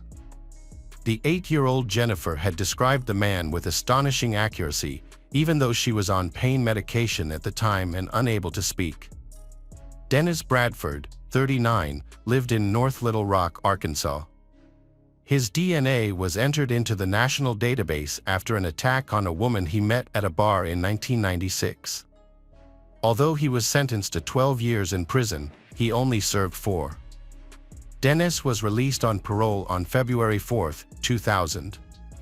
Less than a year later, police arrested Bradford for drunk driving less than half a mile from his home. He later remarried and worked as a welder until his arrest in 2009. Investigators Tim Cromie and Richard Renison found a lot of information about Dennis. In 1987, Dennis had been arrested in Dickinson, 3 years before the attack on Jennifer. The investigators discovered that he had 2 addresses within 2 miles of Jennifer's residence, and Jennifer was able to confirm his identity as the kidnapper. They then requested a photo of Dennis's driver's license from when he was 19. Upon seeing the photo, they were shocked because the man looked very similar to the sketch created based on Jennifer's description at age 8. On October 19, 2009, Dennis Cyril Bradford was arrested. However, he claimed that he did not remember why he stopped near Jennifer's residence or why he had mistreated her. Dennis also revealed a detail that investigators did not know. After the attack, he felt so overwhelmed by guilt that he attempted suicide with a handgun. Despite reaching for the gun, Dennis was ultimately unable to pull the trigger and decided to seek psychiatric help. During his stay at the psychiatric hospital, Dennis accidentally visited the hospital where Jennifer was still a patient, and he was very close to her at the time. Immediately after the interview, the detectives informed Jennifer of Dennis Bradford's arrest. She expressed gratitude to the detectives, especially Detective Tim Cromie and Agent Richard Renison, for their efforts and their promise not to drop the case. She also admitted that she looked forward to facing Dennis Bradford in court because he was willing to plead guilty and not drag out the trial. Jennifer was given the opportunity to choose a court date, and she chose August 10, the 20th anniversary of the attack. A turning point in the case came on May 10, 2010, a few months before the trial, when Dennis hanged himself in his cell. Jennifer faced another challenge in her life due to the trauma Dennis caused. She almost lost the ability to conceive. Fortunately, Dr. Craig Witz, after hearing Jennifer's story, generously offered her his services for free twice in late 2012. As a happy ending, Jennifer and her husband eventually welcomed their daughter Jenna and then their son Jonah. Hello friends, welcome to our channel. Today we're going to take a look at another horrible case with you. The case of Corey Richins. Eric Richins was born on May 13, 1982, and his life had a profound impact on those around him. Eric was a sports enthusiast who actively participated in basketball, baseball, and soccer. He had a particular passion for outdoor activities, especially hunting. His love for the outdoors was evident in the numerous trophies he collected from around the world. Eric was a fun-loving person who lived in Utah and enjoyed exploring the outdoors with his many motorized vehicles. He was also deeply committed to his faith as a member of the Church of Jesus Christ of Latter-day Saints. With his family's support, Eric served a 2-year mission in Mexico City, where he became fluent in Spanish. After high school, Eric attended the University of Utah, graduating in 2009 with a degree in international studies and a minor in Spanish. It was during this time that he met Corey Richens, who worked at Home Depot. Eric, who often visited the store for work, developed a friendly relationship with Corey and was drawn to her charm and beauty. However, he was too nervous to approach her directly, so he asked a friend to help him get her contact information. While shopping at Home Depot, a friend of Eric's approached Corey and quietly asked for her phone number, saying that Eric wanted to get to know her better. Eric called Corey and they arranged to meet in person. Eric and Corey clicked immediately when they met. Their connection was real, and their first date marked the start of a wonderful romance. As they met each other's families, their relationship grew even stronger. Corey's family welcomed Eric with open arms, and Eric's family was just as impressed with Corey's kindness and how well she fit in with them. Eric's 2 older sisters, Katie and Amy, were initially cautious of Corey, but they soon grew fond of and accepted Corey. In 2013, Eric and Corey tied the knot in a private ceremony, marking the beginning of their life together. They welcomed their first child, Carter, shortly after. The family continued to grow with the arrival of Ashton and then Weston, completing their happy family portrait. As a father, Eric found his footing quickly. His sons looked up to him and admired everything he did. Eric, in turn, took immense pride in his children's accomplishments, whether it was their academic achievements, sports victories, or creative pursuits. He was always present to support and celebrate their successes. Eric's entrepreneurial spirit led him to start a stonemasonry business, which flourished due to his exceptional craftsmanship and attention to detail. As a result, his business attracted many clients, providing financial security for Eric and his family. Corey was a successful real estate entrepreneur who contributed significantly to the family's income. Her expertise in the local market and business acumen made her a valuable partner in their growing family. She would buy homes, renovate them, and sell them at a profit. The Corey family appeared to have it all, with a lifestyle that seemed perfect on the surface. But beneath this facade, trouble was brewing. On March 4, 2020, the illusion of perfection shattered when Corey called 911 to report that her husband Eric was unresponsive. When paramedics arrived at the scene, they found that Eric had already passed away. Corey was devastated by the news and immediately called her mother, Lisa, who rushed to her side. Corey's brothers, DJ and Ronnie, also joined them, and together they struggled to come to terms with the loss. Earlier that night, Corey had been celebrating a business success with Eric, marking the purchase of a mansion for her real estate company. Before bed, she had made Eric a Moscow Mule, a drink made with ginger beer and vodka. Corey had gone to bed around 9 p.m., but instead of sleeping in her own bed, she had lain down with her 9-year-old son in his room because he was having nightmares. Corey returned to her bedroom around 3 a.m. and found Eric unresponsive. When she touched Eric, she felt that her husband was extremely cold. Realizing that something was wrong, Corey waited for paramedics to arrive and followed the dispatcher's instructions to perform CPR on Eric. Corey claimed to have followed the instructions given to her. However, the paramedics were unsure what caused Eric's death, and the lack of information led them to consider the possibility of an aneurysm, given that Eric was a 39-year-old man with no known medical conditions. Further investigation revealed that Eric had complained of chest pains to Corey the night before he died, which initially strengthened the suspicion of an aneurysm.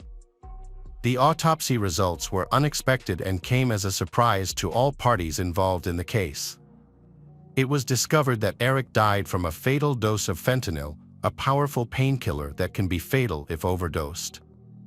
From the moment Eric died, his family began to suspect that his recreational drug use may have contributed to the fentanyl in his system.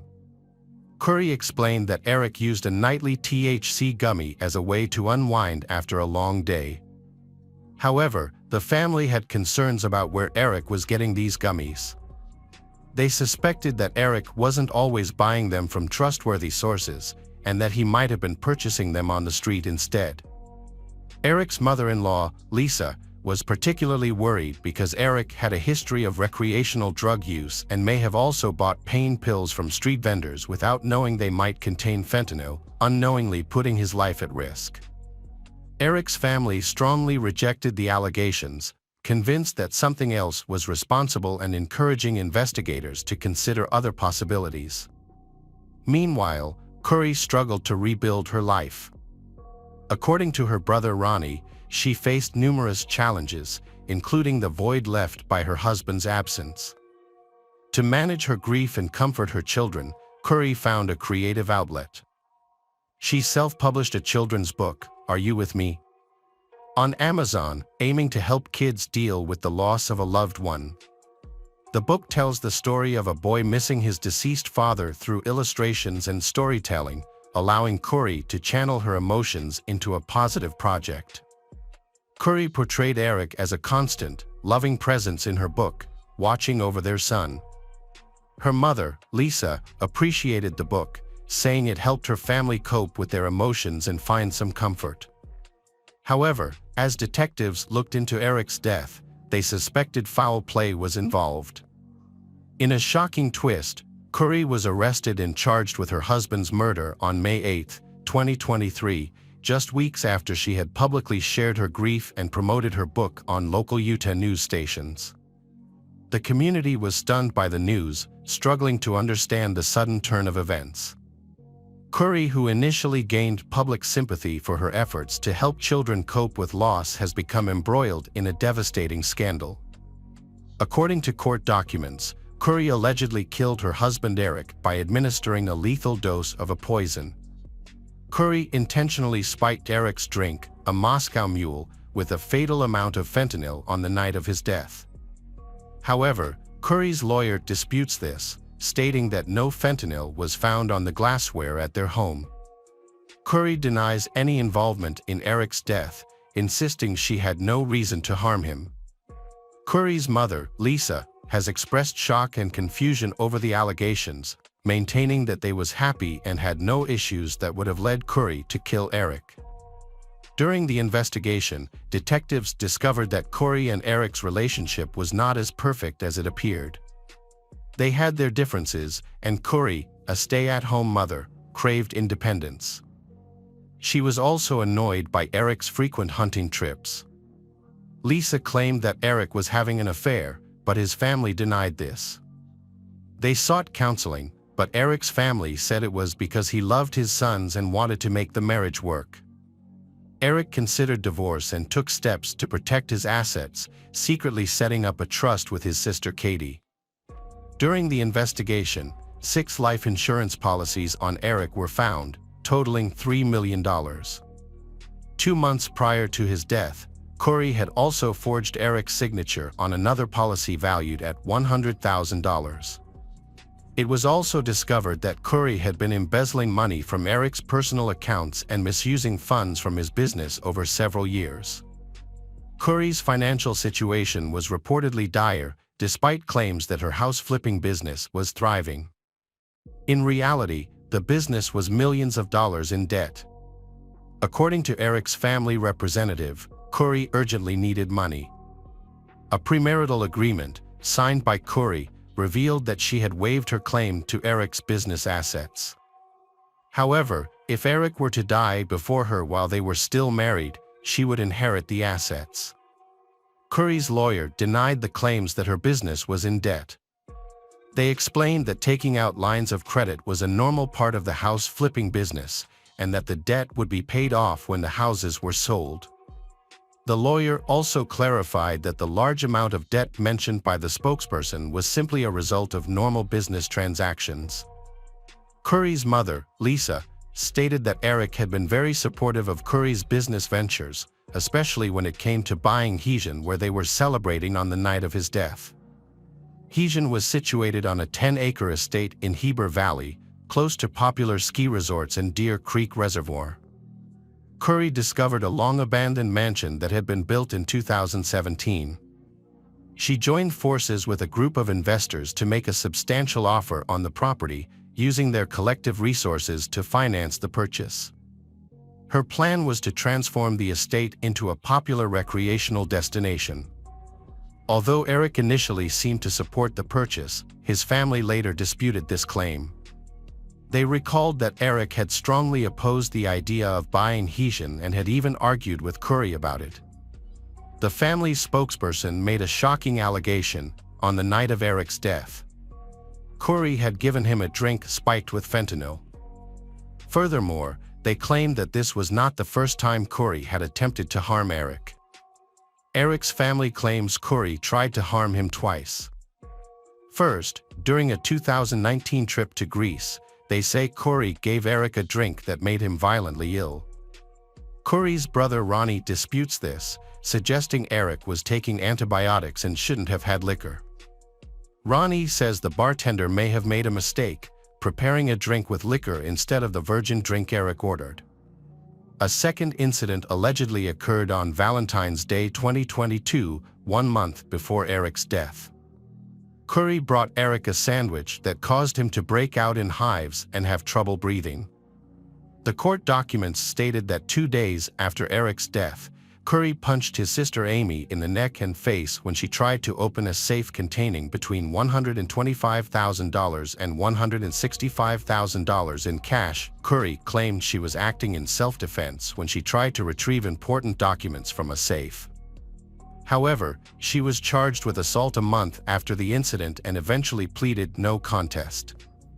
In June 2023, Curry attended a bail hearing, which lasted 4 hours.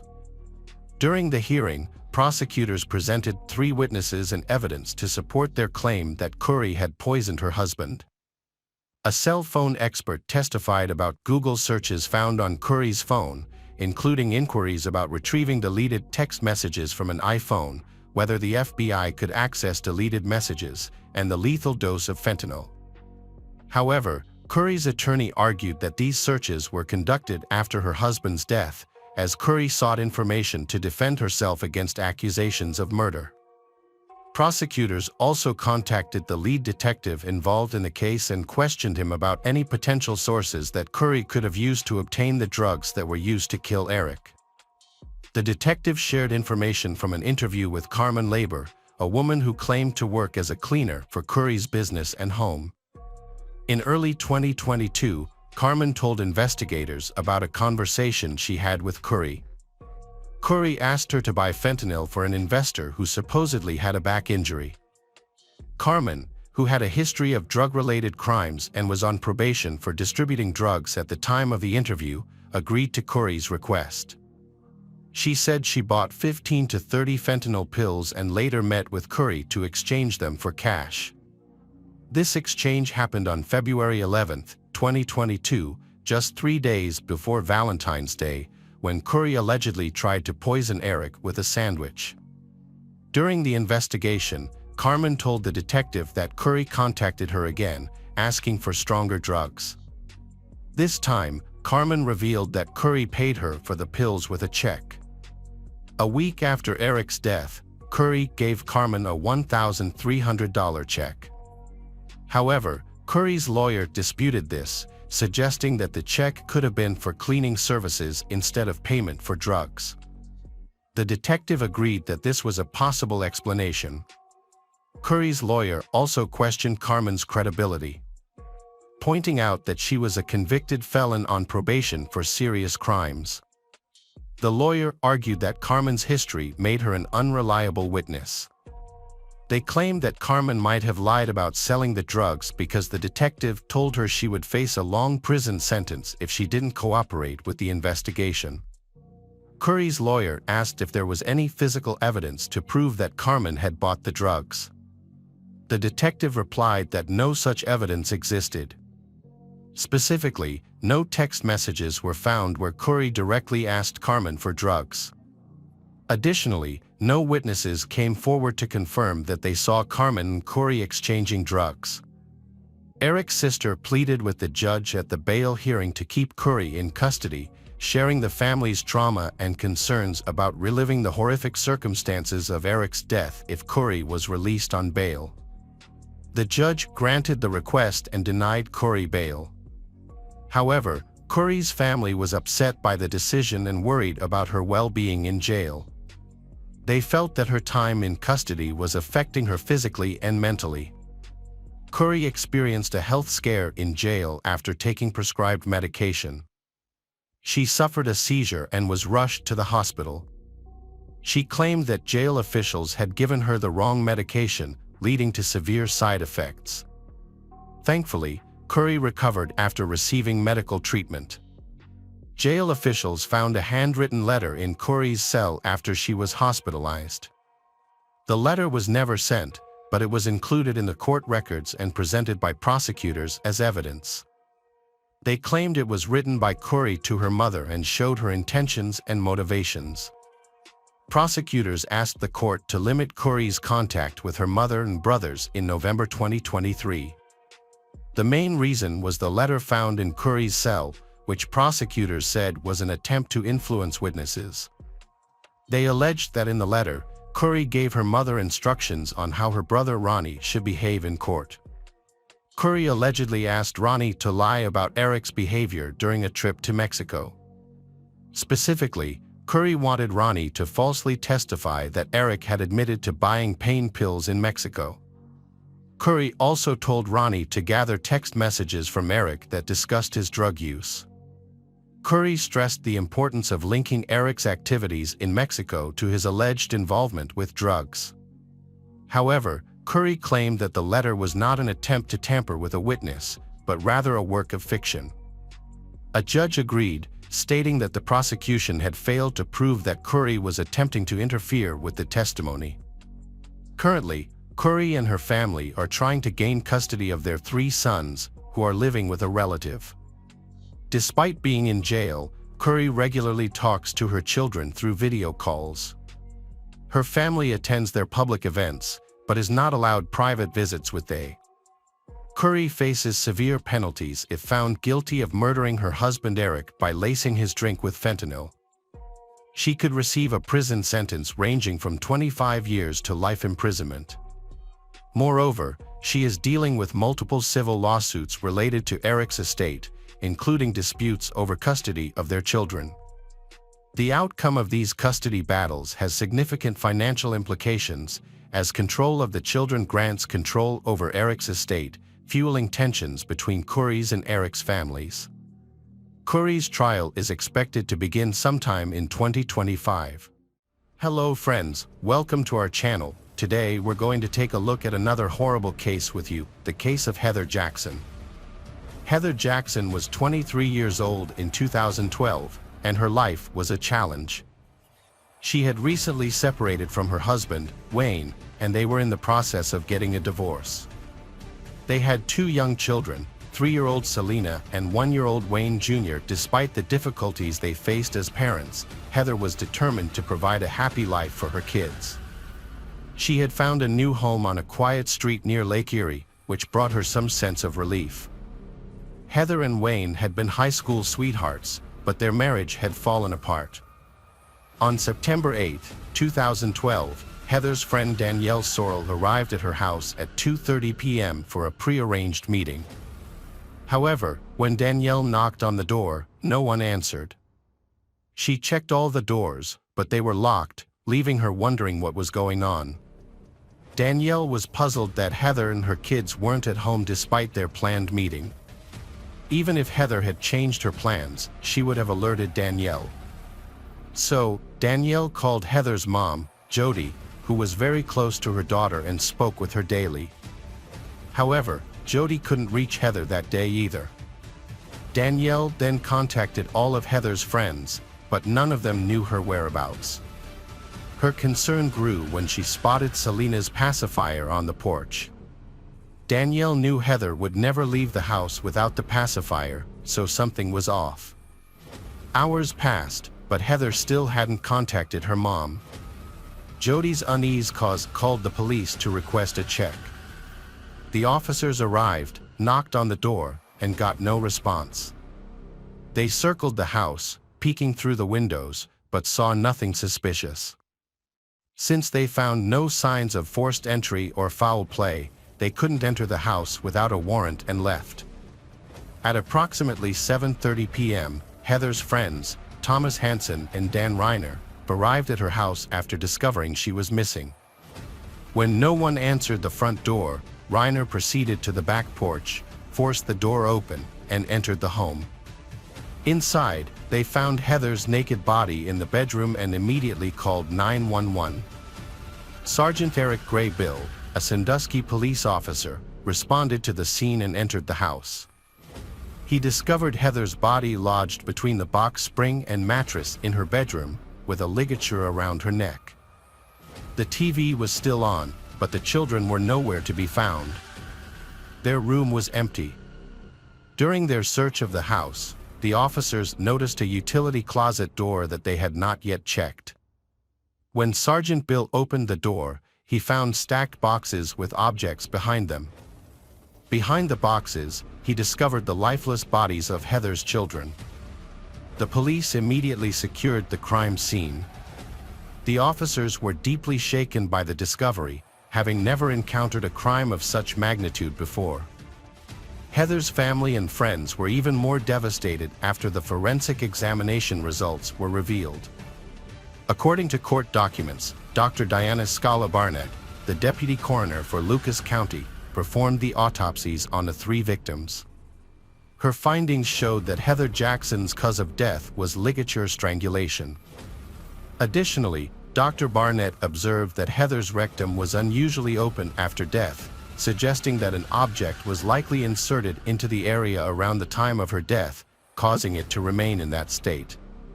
Dr. Scala Barnett testified that both Wayne Jackson and Selena Jackson also died from ligature strangulation. She noted that Selena's underwear was rolled up, indicating that the body had been redressed. Selena also had a rectal dilation similar to her mother's, again indicating that something was in her rectum at or about the time of death. Julie Cox, a forensic scientist at the Bureau of Criminal Investigation, testified that there was seminal fluid on the anal swabs obtained from Selena Jackson. Cox also noticed a stain in Selena Jackson's underwear, so she cut a small portion of that stained area for testing and determined that it contained a sperm cell. The police were determined to quickly catch the monster responsible for the crime. Since Heather's house was located next to Firelands Regional Medical Center, investigators obtained footage from the building's surveillance cameras, which they hoped would lead them to the perpetrator. Reviewing the CCTV footage, they identified a car that drove up to Heather's house at 10:57 p.m. Although the camera was far from the house and the darkness made it difficult to see, the car's headlights provided some clues about what happened. The footage showed the car backing into the driveway and remaining there for 11 minutes. At 11:08 p.m., the headlights turned on again, and the driver departed. Meanwhile, Thomas Hansen and Dan Reiner, the men who discovered Heather's body, were brought to the police station for questioning. The investigators questioned them separately, starting with Dan Reiner, who had called 911. Dan and Heather were friends, and when Dan discovered she was missing, he went to her house to look for her. He had to push the door hard to get in. After calling 911, the police asked Dan for a DNA sample, which he willingly provided. The results are nothing special, and he was released. The police then questioned Thomas Hansen, who claimed to have spoken with Heather on the phone the previous night. He said he drove to her house around 11 p.m. but didn't go inside. Instead, they chatted briefly outside, and then he left. This revelation helped the police identify the driver of the car seen on CCTV footage, Thomas Hansen. Hansen also revealed that he didn't enter Heather's house because she wasn't alone. There was a man with her, someone Hansen knew as Josh. Hansen's account matched Reiner's, stating that when he learned Heather was missing, he went to her house to investigate. After releasing the initial suspect, the police shifted their focus to a new suspect, Josh Case, who was at Heather's house on the night of her death. They quickly located him and brought him in for questioning. Josh admitted to knowing Heather for years and being at her house that evening, where they watched TV while the children slept. He also claimed to have gone to the store to buy breakfast for the kids, returning to the house before a friend picked him up at around 1 a.m. Josh acknowledged having consensual intimate contact with Heather. Investigators verified his alibi by reviewing the store's CCTV footage, which confirmed he entered the store at 11:20 p.m. While this corroboration supported his testimony, it did not rule out the possibility that Josh might still be involved in Heather's tragic death. Heather's last known contact was with Josh Case, making him the prime suspect. He provided a DNA sample, which was compared to the DNA found on the victims' bodies. The results eliminated Thomas Hansen and Dan Reiner as suspects, as their DNA did not match. However, Josh's DNA matched the DNA on Heather's body, but not on her children's bodies, indicating another person was present that night. This was not surprising, as Josh had previously admitted to an intimate relationship with Heather. The police now focused on finding the DNA of the second person involved.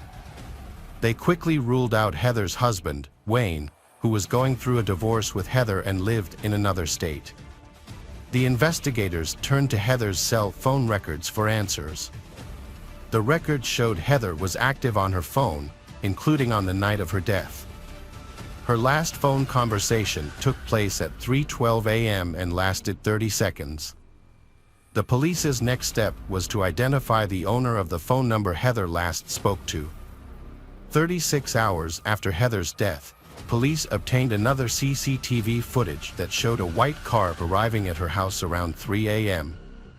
This timing coincided with when Heather stopped using her phone, suggesting a possible connection. The car left about an hour later, by which time Heather, Selena, and Wayne were likely already dead. Although the footage was not clear enough to reveal the license plate, investigators identified the car as a Cadillac. Further investigation led police to the owner of the phone number Heather had called before her death. The number belonged to 41-year-old Curtis Clinton, who had a 30-second conversation with Heather at 3:12 a.m. A background check on Clinton revealed a disturbing history. He had been released from prison in February after serving 13 years for 2 counts of felonious assault and manslaughter. Clinton had pleaded guilty to the 1997 death of 18-year-old Misty Keckler, who was found strangled, naked, and bound in a bathtub. The similarities between Keckler's death and Heather's raised concerns among investigators, especially given that Clinton had been released from prison just 6 months before Heather and her children's deaths. This raised the possibility that Clinton had returned to his violent ways after his release. Curtis Clinton became the prime suspect in the murder of Heather and her children, and the police urgently needed to locate him to prevent any further harm. The police visited Clinton's last known address but were unable to find him. However, they soon discovered a white Cadillac parked on a nearby street. A search of the vehicle revealed a receipt from a gas station dated the night of the crime. The investigators reviewed the gas station's CCTV footage, which showed Clinton purchasing water and beer while appearing calm. This was after the time Heather and her children were killed. The police will receive information that a patient named Curtis Clinton had been admitted to a local hospital. They immediately went to the hospital, found Clinton, and arrested him, taking him into custody at the police station. Clinton denied any involvement in the deaths of Heather Jackson and her children. He admitted to having dated Heather for 5 months and having an intimate relationship with her. According to Clinton, Heather had many personal problems and had asked him for financial and emotional support. He claimed that he didn't know her children well. Clinton initially stated that he last saw Heather on Thursday, September 6th, when he gave her $328 and they had intimate contact. However, when the investigator showed him phone records indicating that he had spoken with Heather at 3:12 a.m. on September 8th, Clinton corrected himself, saying that it was actually Friday night or early Saturday morning when he last saw her. Clinton claimed that he didn't stay long at Heather's house, dropping off the money and then leaving after their intimate encounter. He couldn't recall what time he arrived home. Clinton suggested that someone else must have gone to Heather's house after he left, as Heather had mentioned receiving an irritating call or text while he was with her. When confronted with the fact that he was the last person to have contact with Heather, Clinton expressed doubt. Curtis Clinton was arrested and jailed after his DNA was found on the victims. In a recorded call to his mother, Clinton expressed regret and confusion, saying he wished he'd sought help. He also hinted at a violent temper, suggesting it could happen again.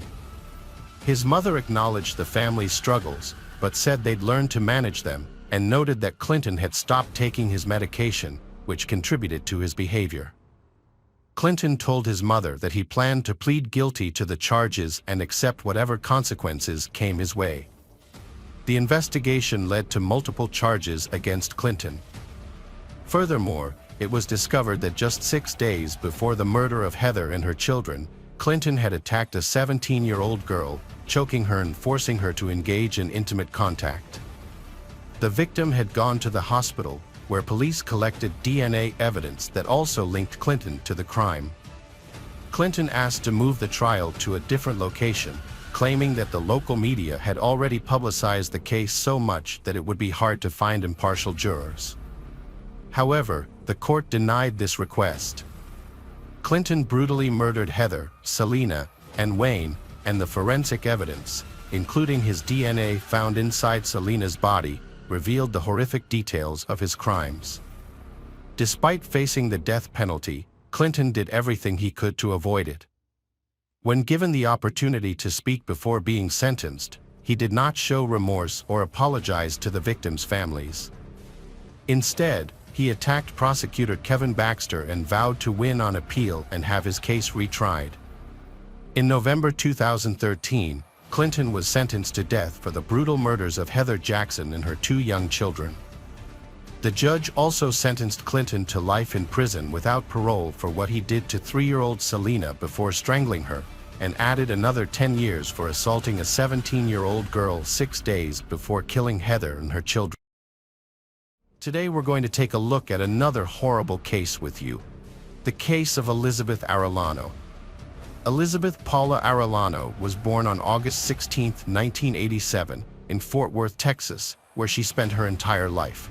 She grew up with her 2 sisters, Alessandra and Giovanna, and the 3 were incredibly close. After her biological father left the family when she was very young, her mother, Juanita, remarried a man named Fidel, who adopted Elizabeth and her sisters, treating them as his own. Elizabeth had a warm and loving relationship with her stepfather, who supported her in all her endeavors. She was a diligent student and dreamed of becoming a doctor one day. In high school, she met Rudolph Arellano, who was almost 8 years older than her, and the 2 began a romantic relationship. Although her parents were initially hesitant about their age difference, they trusted Rudolph and allowed the relationship to continue. At 16, Elizabeth married Rudolph and soon had 4 children, 3 sons, and a daughter. However, she didn't plan to give up her career aspirations to become a full-time mother. She pursued her childhood dream, graduating from medical school and working as a paramedic, with hopes of furthering her education to become a doctor. Elizabeth was a kind and pious woman, raised in a Christian tradition. She was devoted to her children and instilled in them the importance of loving and helping others. Those close to her described her as a caring and responsive person, always willing to lend a helping hand. From the outside, her marriage to Rudolph appeared to be strong and happy, but beneath the surface, it was struggling. Rudolph's jealousy and controlling behavior had been a problem for years, and over time, it became increasingly unbearable. In the spring of 2016, Elizabeth finally reached her breaking point after another jealous outburst from her husband. Taking her children with her, she moved back to her parents' house. Rudolph attempted to reconcile, but Elizabeth was exhausted from tolerating his anger and didn't want her children to witness the constant fighting. So, she found the courage to file for divorce. Shortly after, Elizabeth mysteriously disappeared. According to her friends and family, she had been in good spirits and had decided to go out with colleagues to a local club after work to take her mind off her marital problems. On Friday evening, April 15, 2016, 28-year-old Elizabeth went out with her friends to a fun spot. She had a great time dancing, but didn't drink alcohol because she had driven her car to the club and planned to drive home. After a successful night out, Elizabeth returned home well past midnight on April 16th, parking her car outside her house. She then phoned a friend she had been with at the club to let them know she had arrived home safely. However, despite saying she was home, Elizabeth never actually entered the house. The next morning, her mother Juanita was frantic with worry when she discovered Elizabeth was not at home. She knew her daughter had planned to spend the evening with friends, but she should have been back long before. It wasn't like Elizabeth to disappear without a word, and the fact that her car was parked outside only added to the mystery. Clearly, Elizabeth had returned from the club, but where was she now? When Juanita approached the car, she was shocked to find it unlocked with the key still in the ignition. Her daughter's purse and phone were on the seat, indicating that something was seriously wrong. Juanita immediately called the police to report her daughter, Elizabeth, missing. The police were hopeful they could quickly solve the case, given the leads they had. There was no sign of struggle or blood in the car, suggesting Elizabeth might still be alive. However, to move forward, they needed to piece together a detailed timeline of Elizabeth's movements that evening. To start, the police interviewed Elizabeth's friends and colleagues, who confirmed the time she left their gathering and later spoke with her when she arrived home safely.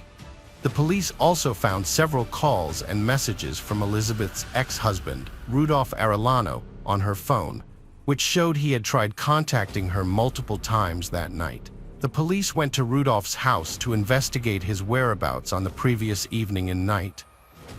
Rudolph claimed he had spoken to his ex-wife, Elizabeth, the night before, and she had promised to bring their children to him for the weekend. However, she stopped answering his calls, leading him to believe she had changed her mind. The police found Rudolph's alibi suspicious. He said he had been at a local bar with a friend that evening and returned home around midnight. While his friend and other patrons confirmed he was at the bar, no one could verify where he went after leaving. Since Rudolph lived alone, there was no one to confirm he went home, making it difficult for the police to rule him out as a suspect. The police were intrigued by Rudolph's calm demeanor, given that his ex-wife was missing and they were in the process of divorce. Despite being married for many years and Elizabeth being the mother of his children, Rudolph seemed unaffected by her disappearance, which only added to the suspicions surrounding him. On the night a young mother vanished, a fisherman phoned emergency services to report a bizarre event. He was sitting alone on a bridge that spans an interstate highway, fishing, when at around 4:30 a.m., he witnessed a car drive onto the bridge, stop, and then the driver throw a large object, resembling a person, into the water. From his distance, he couldn't see details, but it seemed like something heavy and bulky was tied to the person. The darkness and strong wind on the bridge prevented him from seeing the car's make and number or hearing any sounds. Shortly after, a second witness came forward, who was walking his dog near the bridge. Although he didn't see what happened on the bridge, a distressing scream caught his attention, followed by something large falling from the bridge and a subsequent splash, then silence. Based on the witnesses' accounts, the police decided to investigate the pond near the bridge. A few hours later, divers discovered a body with a large concrete block tied to its neck with a rope. The body of Elizabeth Arellano, a missing woman, was found drowned. A passerby and a fisherman's testimonies helped locate her body, which would have likely gone undiscovered due to the strong tidal currents that prevented it from floating. An initial theory suggested that Elizabeth might have voluntarily ended her life due to family problems. However, this was quickly dismissed as it contradicted the witness account of someone throwing her into the water. Her relatives also confirmed that Elizabeth had big plans for her life and would never abandon her children and parents. The forensic medical results and a man's testimony, who heard Elizabeth's desperate screams as she was thrown off the bridge, revealed that she was still alive when a piece of concrete was tied to her neck. She subsequently suffocated to death. The brutal murder of Elizabeth, a mother of many, has left investigators baffled as to who could have committed such a heinous crime. Robbery has been ruled out as a motive, as none of her belongings were taken. Instead, it's possible that the killer may have stalked her from a club she visited or lay in wait for her at her home. Elizabeth's ex-husband, Rudolph, has denied any involvement in the crime, claiming he was at home sleeping on the night of the murder. However, investigators are not convinced, as he has no alibi and his behavior has raised suspicions. At his ex-wife's funeral, Rudolph appeared grief-stricken, saying he wished he could have died in her place. He even helped set up a charity to raise funds for her farewell ceremony, which seemed to convince his sister of his sincerity. However, when questioned again after the funeral, Rudolph's demeanor had drastically changed, as if nothing had happened. A review of CCTV footage has revealed a new lead. A car similar to Rudolph's was seen leaving Elizabeth's parents' house around 3 a.m. on the night of her murder. The neighbor remembered seeing the car parked near the deceased's house on the road. Similarly, another neighbor saw the car parked nearby. Significantly, it was discovered that the car later drove towards the bridge where the victim was thrown. This detail sparked many questions. When the investigation examined Rudolph's cell phone data for the night of the crime, the questions multiplied. The records showed that he made multiple calls, first near Elizabeth's workplace and then near his in-laws' home. Additionally, he sent several messages to his ex-wife, trying to find out when she would return, but received no response.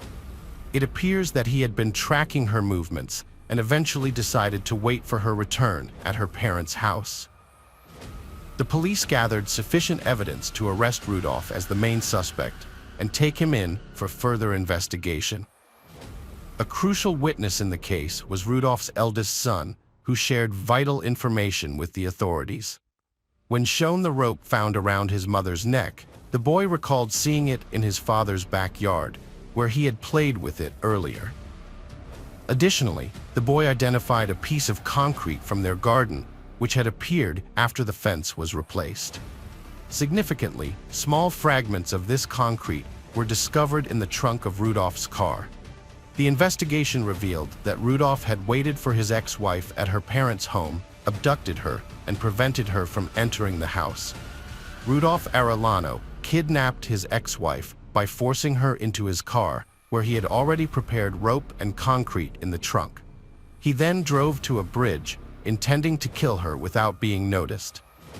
However, his plan was foiled when her body was later recovered from a lake. Arellano was arrested 10 days later, but initially denied any involvement in the crime, claiming he was at home on the night of the murder. Despite the overwhelming evidence and eyewitness testimony against him, Arellano maintained his innocence. However, faced with the possibility of the death penalty, he took his lawyer's advice and confessed to the crime. He cooperated with the investigation in hopes of reducing his sentence. It wasn't until January 2019 that Arellano pleaded guilty in court and provided a detailed account of how he kidnapped and murdered his ex-wife, the mother of their 4 children. The courtroom drama was intense, with Juanita, one of his daughters, fainting upon hearing his confession. His other daughters, Alessandra and Giovanna, were devastated, calling their sister's killer a monster. Rudolph showed no remorse or guilt for his actions, speaking about the murder in a cold and detached manner. He did not apologize or provide a motive for the crime. As a result, he was sentenced to life in prison without the possibility of parole. Despite considering the sentence too lenient, Elizabeth's family chose to forgive Rudolph, as they did not want to be consumed by hatred. Her parents and sisters took on the responsibility of raising Elizabeth's children.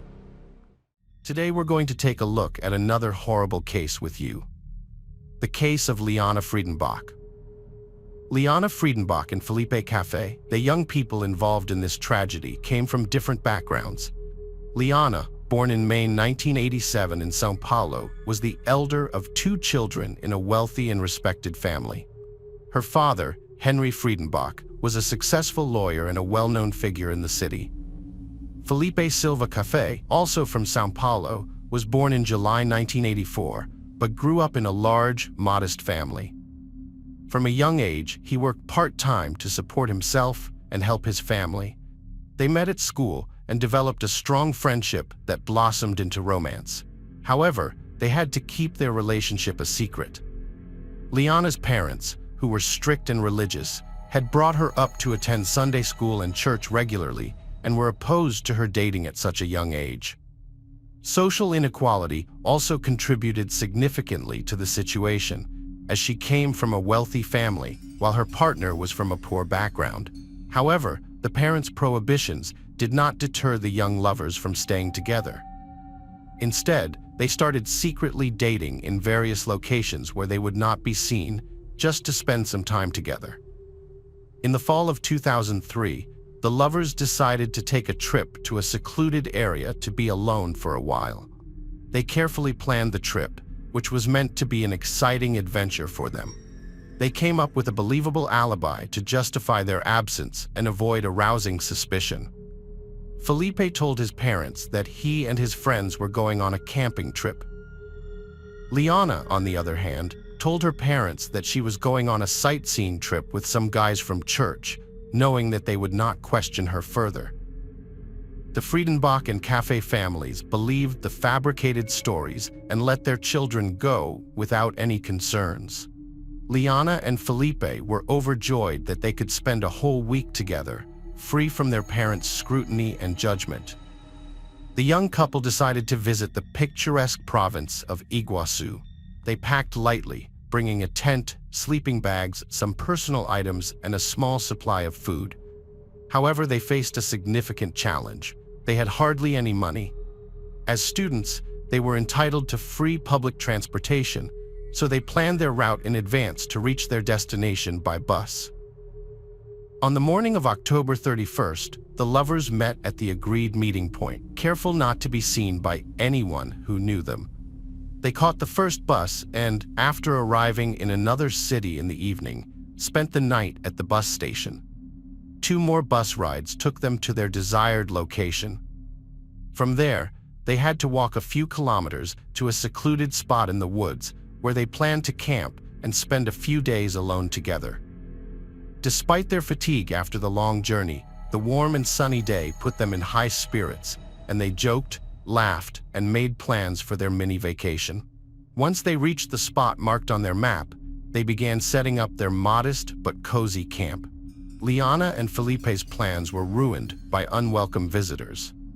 When they traveled to a remote and secluded area, they didn't consider that poverty and crime often thrive in such places. Their arrival didn't go unnoticed, especially since they were well-dressed and carrying large backpacks and bags as they walked through the forest to the abandoned farm where they planned to stay.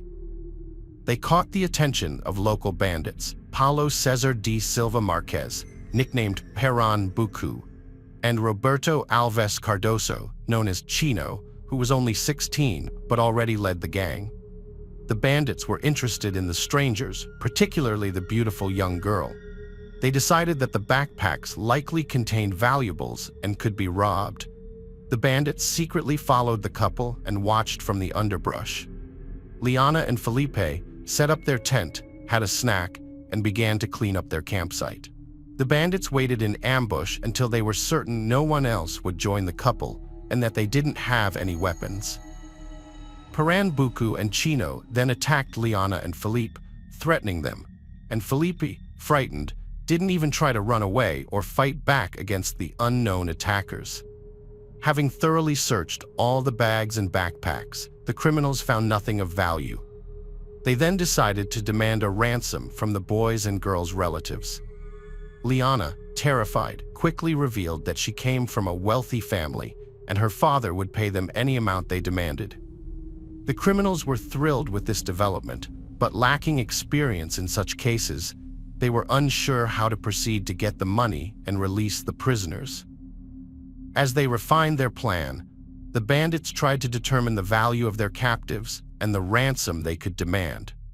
To prevent escape, they decided to hide the prisoners. Initially, they were taken to a rundown structure near the farm where they were staying, but it lacked windows and doors.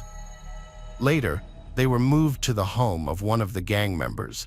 There, Felipe was tied up and brutally beaten to prevent escape and resistance. That night, the gang members took turns abusing the bound and helpless Liana, ultimately breaking her spirit. The kidnappers were unable to figure out how to demand and collect a ransom, so they decided to kill the captives and hide their bodies in the woods, making it unlikely they would ever be found. After torturing the kidnappers took them to a remote area in the woods the following day. Pernambuco took the badly beaten Felipe deep into the forest, where a gunshot was heard, and then he returned alone. Liana realized what had happened and that her loved one was dead. Although the kidnappers tried to convince Liana that they had released Felipe, they had other sinister plans in mind for her. They intended to keep her captive as their plaything until they grew tired of her, especially since no one had begun searching for the missing boys at that time. A couple of days after Liana left, her parents discovered that there was no church excursion trip, and her friends were unaware of her whereabouts. The Friedenbach family suspected that Liana had run off with her boyfriend, Felipe, and immediately contacted his parents. However, Felipe's family believed he had gone camping with friends, so they couldn't assist in locating the couple. The situation was complicated by the fact that neither Liana nor Felipe had been in contact for several days, and their phones were turned off. Thanks to the Friedenbach family's connections and resources, they were able to mobilize the entire city's police force to track the couple's trail, step by step. Through trickery, they managed to reconstruct the route the young people took after running away from home. The police arrived at Embu-Guasu, where the last bus had dropped them off, and from there they had to navigate through a deserted wooded area on foot. This was also the last location where their phones were still online. A massive search operation was launched, involving police officers, rescuers, and concerned citizens who had learned about the incident and wanted to help. A local businessman even offered his personal helicopter to aid in the search effort and distributed flyers with photos of the missing pair. The search party quickly found the couple's camp, but what they saw was chilling. Although there were no signs of bloodshed or struggle, it was clear that something horrific had taken place. The contents of their bags had been emptied and scattered about. Their tent had been sliced open from top to bottom with a knife, and the guys' phones were lying nearby. As the rescuers combed through the area, they soon stumbled upon Philippe's lifeless body. The young man had been shot in the back of the head at close range, and it was clear that he had never stood a chance. Although the chances of finding Liana alive were now extremely low, the searchers held on to hope, however slim. Henry Friedenbach actively sought the help of the press to widely publicize the search for Liana, ensuring that as many people as possible were aware of the situation. A substantial reward was offered for any information about her whereabouts, although unfortunately, this did not lead to a breakthrough in the case. Once the criminals had disposed of Felipe, they returned Liana to the same house where they had previously held both her and Felipe captive. By this time, the group of criminals had been joined by their accomplices, Antonio Gano da Silva and Agnaldo Pius Chino. Agnaldo, in particular, callously declared that Liana was now his property and that he had the freedom to do with her as he pleased. He then shockingly invited the others to indulge in their darkest desires with Liana, an invitation that was quickly accepted by the group. A day after the large-scale search operation began, the criminals relocated with their captive Liana to the house of Anthony Matias de Barros, another gang member. That evening, they took Liana with them when they went fishing. The ringleader showed a pretense of concern by putting his jacket over her due to the chilly weather. Later that evening, Chino's older brother, who was unaware of his siblings' illegal activities, arrived at the same location. Chino introduced Liana to his brother as his girlfriend, but the brother immediately recognized her as the girl the police were searching for. The brother took Chino aside and warned him that the police were closing in on them. Chino saw this as a warning and decided it was time to eliminate Liana and flee. He deceived Liana by telling her she was free to go and he would escort her to the road. However, he actually led her into the forest where he brutally stabbed her to death with a knife and then crushed her skull with a rock to ensure she was dead. Liana's body was discovered 5 days after the massacre, with no signs of life and severe mutilation. The key piece of evidence was the killer's jacket, which Liana was wearing. The perpetrators were not only cruel, cynical, and ruthless, but also incredibly stupid and short-sighted. Despite their brutality, they did not attempt to flee, hide, or destroy the physical evidence, believing they would never be caught. This overconfidence ultimately led to their quick identification and apprehension by the police. The ringleader, Chino, made a crucial mistake by leaving his jacket on Liana's body, which retained his sweat marks.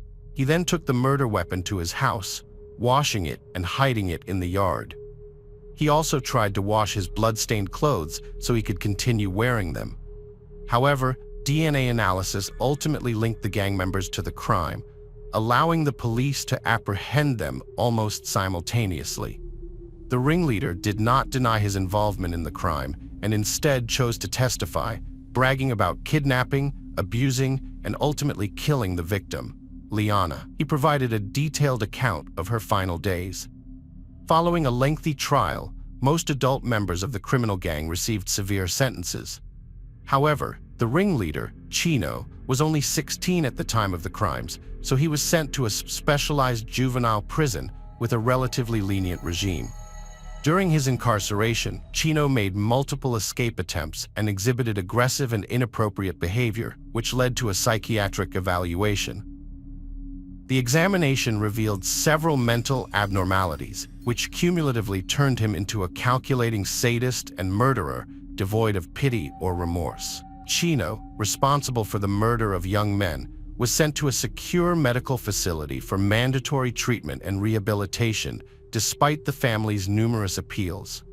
His living conditions are now comfortable, with a private room featuring a large TV, internet access, and a comfortable bed with an orthopedic mattress.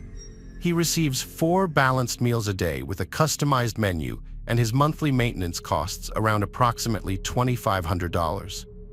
In recent years, Chino has repeatedly requested his release, arguing that he has completed his treatment and no longer poses a threat to anyone, allowing him to resume his normal life. Hello friends, welcome to our channel. Today we're going to take a look at another horrible case with you. Hello friends, welcome to our channel. Today we're going to take a look at another horrible case with you, the case of Chris Coleman. On May 5, 2009, the Coleman family, who appeared to have the perfect life, was tragically murdered in their home just before 3 a.m. Let's examine the events of that night, a crime that left a lasting impact on many. Chris Coleman met his future wife, Sherry, while they were both serving in the military. For Sherry, it was love at first sight, and she knew immediately that Chris was the one she wanted to spend the rest of her life with. Within a few months of meeting, Sherry became pregnant with their first child, Garrett. As devout Christians, the couple married before Garrett was born. After Garrett's birth, Chris and Sherry had their second son, Gavin. Gavin was a lively child, whereas Garrett was more laid back, like his father. Both boys had lively personalities and were well-behaved. Sherry was a devoted mother who would do anything to protect her sons. Chris was an excellent father, and the family enjoyed quality time together, laughing, playing, and cherishing every moment with their children. After leaving the military, the Colemans moved to Waterloo, Illinois, a small town, where they bought a house in an upscale neighborhood, courtesy of Chris's new job. Chris became the head of security for Joyce Meyer, a renowned TV evangelist and CEO of one of the world's largest Christian ministries. However, controversy arose due to Joyce's multi-million-dollar income and opulent lifestyle, which sparked criticism from some individuals. They accused her of being a greedy con artist who exploited her followers' fears, arguing that her financial success and lavish lifestyle conflicted with her religious teachings. As Joyce's bodyguard and personal security guard, Chris was responsible for monitoring and protecting her from hate mail and letters sent to her church, which often contained threats against her life, with people expressing their intentions to harm her. Chris earned a substantial salary of $100,000 per year working for Joyce's ministry in St. Louis, Missouri, providing financial stability for his family. As part of his job as a bodyguard, Chris frequently accompanied Joyce on international trips, ensuring his safety while abroad. However, this arrangement meant Chris was away from home for extended periods, affecting his family life. One year, Chris was gone for 260 days, which took a toll on his family, especially his sons, Garrett and Gavin. The boys missed their father and would mark off each day on a calendar, eagerly waiting for his return. However, shortly after Chris came home, he would have to leave again, causing tension in his marriage to Sherry. Sherry felt overwhelmed, shouldering the responsibilities of both parents and underappreciated for managing the household alone. The constant cycle of Chris's absence strained their relationship. In October 2008, Chris visited Tampa, Florida, where his friend Sherry had gone to high school. Sherry got in touch with her old friend Tara Lintz and asked her to look out for Chris while he was in town. After settling in, Chris contacted Tara and they agreed to meet up. Tara kindly showed Chris around the city. On November 14, 2008, at around 11 p.m., Chris received a disturbing email. The sender's email address was destroychris@gmail.com, and the subject line and content terrified him. The email warned Chris to stop working for Joyce Meyer, otherwise he or his family would be killed. Over the next few hours, more threatening emails arrived at the ministry from the same sender, repeating the threat and specifying a time and date when the attack on his family might happen. The sender seemed to know Chris's schedule and was aware that he would soon be traveling out of the country. Chris told Sherry about the threatening emails he'd been getting, and on the following Monday, he went to the local police station to report them. He explained that he'd been away from home a lot lately because he'd been traveling with Joyce Meyer Ministries. The police offered to increase their patrols around the house when Chris was away, but even with the extra police presence, Sherry was still afraid for her family's safety. Sherry was so scared that she once asked a friend to stay with her because she didn't feel safe staying alone in the house when Chris was away. She made it clear that she would do whatever it took to keep her family safe. To prove how serious she was, Sherry showed her friend that she had a gun and demonstrated how to hold it, just in case someone broke into the house while Chris was away and she wasn't there. 2 months after the death threats started, a mysterious hand-delivered letter arrived in the Colemans' mailbox. The letter was written in bold letters and was very demanding. It said, "Deny your God publicly or else. No more opportunities. Time is running out for you and your family." This threat was very ominous and specific, stating that if the Colemans didn't do what the writer wanted, they would face severe consequences. Sherry was deeply shaken by the disturbing message. The fact that someone had invaded her private space and threatened her and her family made her feel genuinely terrified throughout the ordeal. Sherry's fear grew more intense by the day. The letter she received was a constant reminder of the potential danger that lurked in the shadows, waiting to pounce. After getting a death threat in the mail, Sherry and her husband Chris decided to take extra measures to protect their family. As part of their safety plan, Chris installed surveillance cameras around their home. These cameras recorded the surroundings and sent the footage to a screen in their basement office. The footage was also saved on a digital video recorder, allowing Chris to keep a permanent record of any incidents. He hoped the cameras would help him identify the person behind the threats against their family. After the cameras were installed, the threats against the Colemans stopped. Life returned to normal for Chris, Sherry, and their sons, Garrett and Gavin. For a while, everything seemed fine. In April 2009, Sherry confided in others that she was feeling more optimistic about her marriage and was determined to make it work. She was relieved the death threats had stopped and felt a sense of happiness. However, Sherry's optimism was short-lived. A second ominous letter arrived at the Coleman home, warning her that her worst fears were about to become a reality. Chris, her husband, was unsettled by the letter's contents and decided to review the previous night's footage from their security camera. What he saw shocked him. A mysterious silhouette caught his attention, but its identity remained unclear.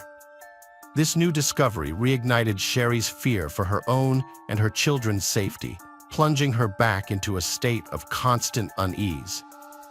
The brief sense of security she had felt was now gone, replaced by the feeling that her worst nightmare was closing in. The local police boosted their efforts due to the rising threats against the Coleman family. A neighbor, Detective Sergeant Justin Barlow from the Columbia Police Department, took a keen interest in the case. Detective Barlow personally called Chris to discuss the situation. During their conversation, Detective Barlow mentioned that he had noticed Chris's recent work absences from home.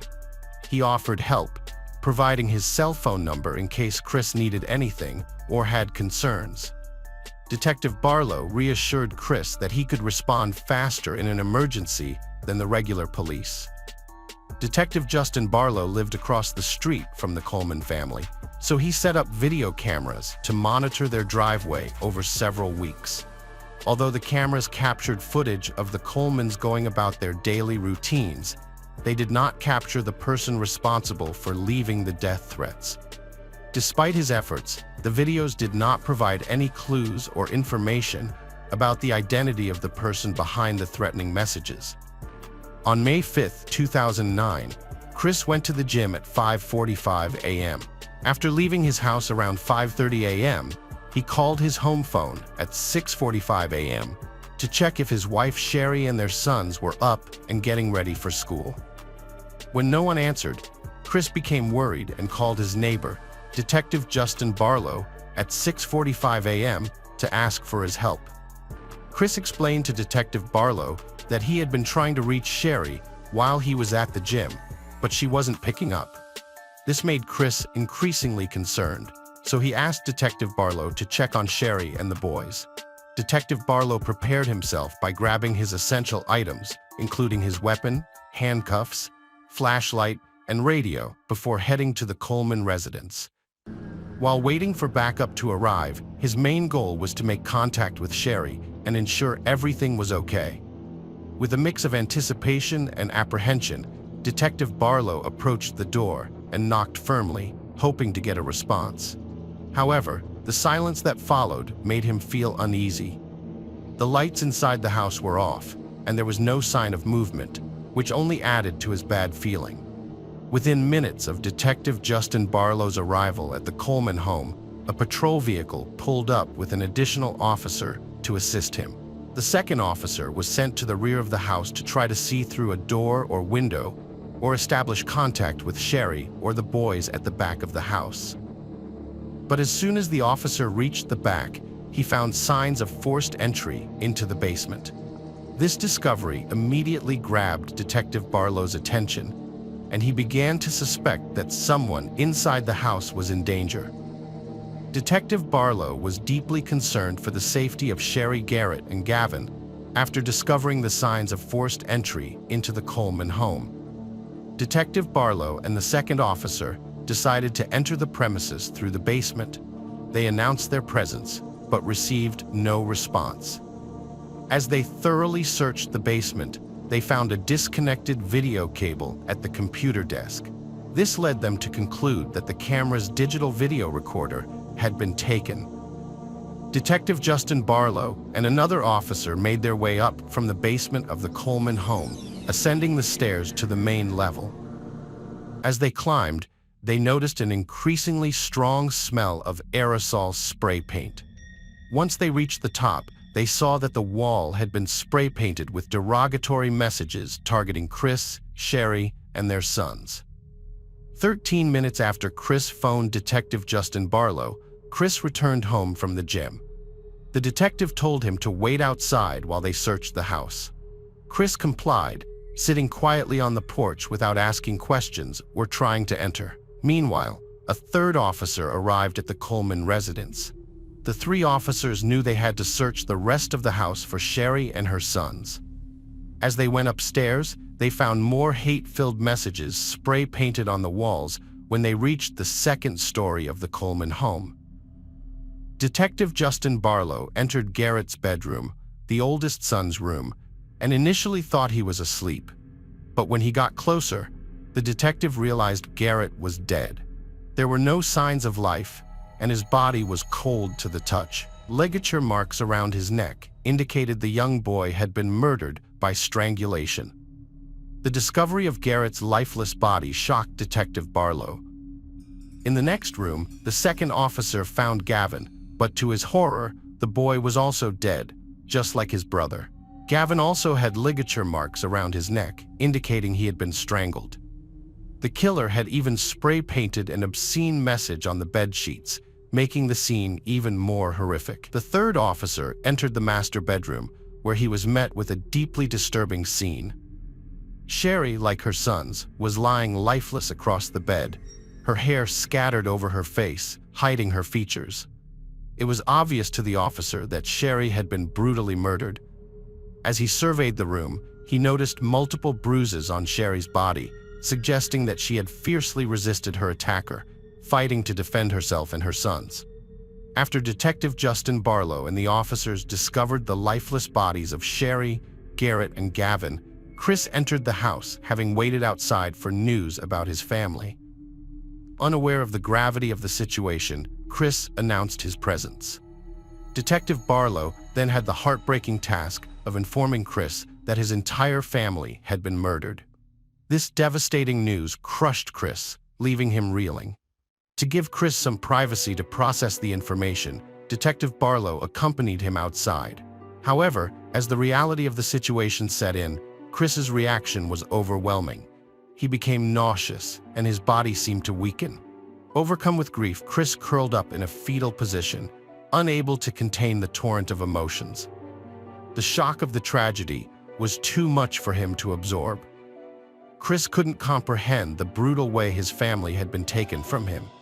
In desperation, Chris reached out to his father, Ronald, and informed him that something had happened to Sherry and the boys. Ronald immediately realized Chris was in shock upon receiving the news.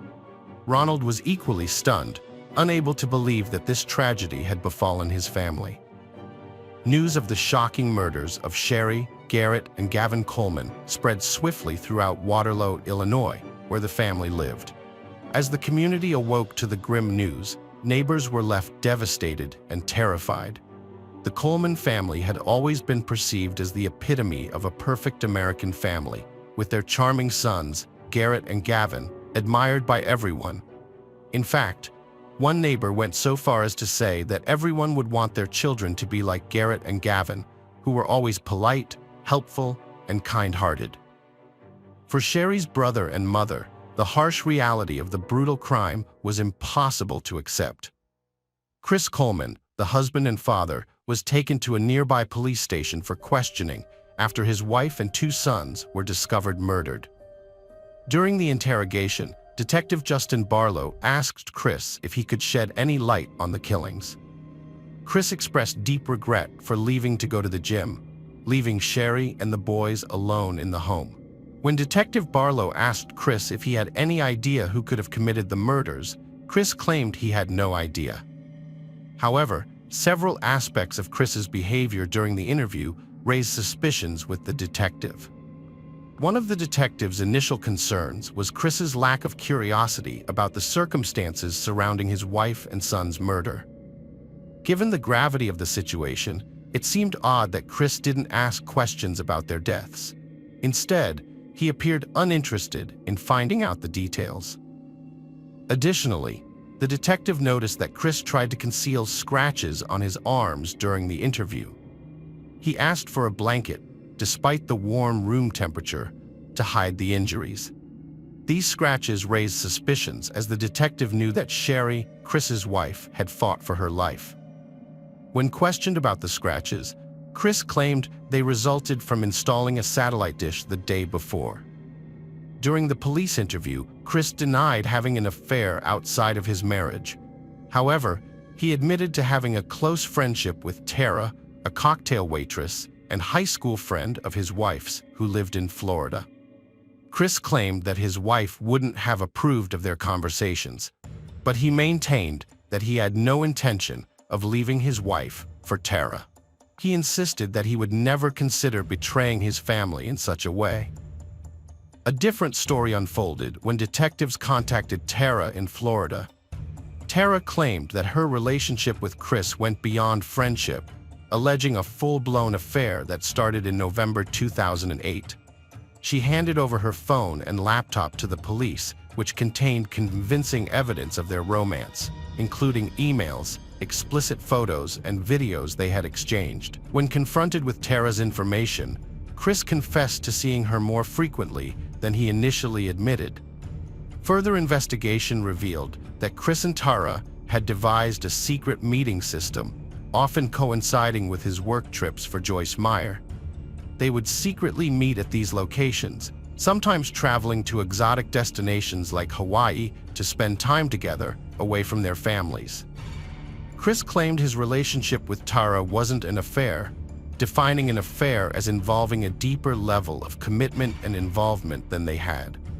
However, detectives found contradictory evidence on Tara's phone and computer, including a calendar marked with a wedding to Chris and scheduled vacations, suggesting she believed he would leave his family for her. This evidence raised suspicions, contradicting Chris's assertion that their relationship was casual. Chris's father, Ronald, was shocked by the revelation, but insisted that the affair had no connection to the murders of Chris's wife and son. He described Chris as gentle and non-violent, emphasizing that he showed no signs of aggression. Detectives suspected Chris's affair with Tara was a strong motive for the murders, but their initial investigation found insufficient evidence to press charges.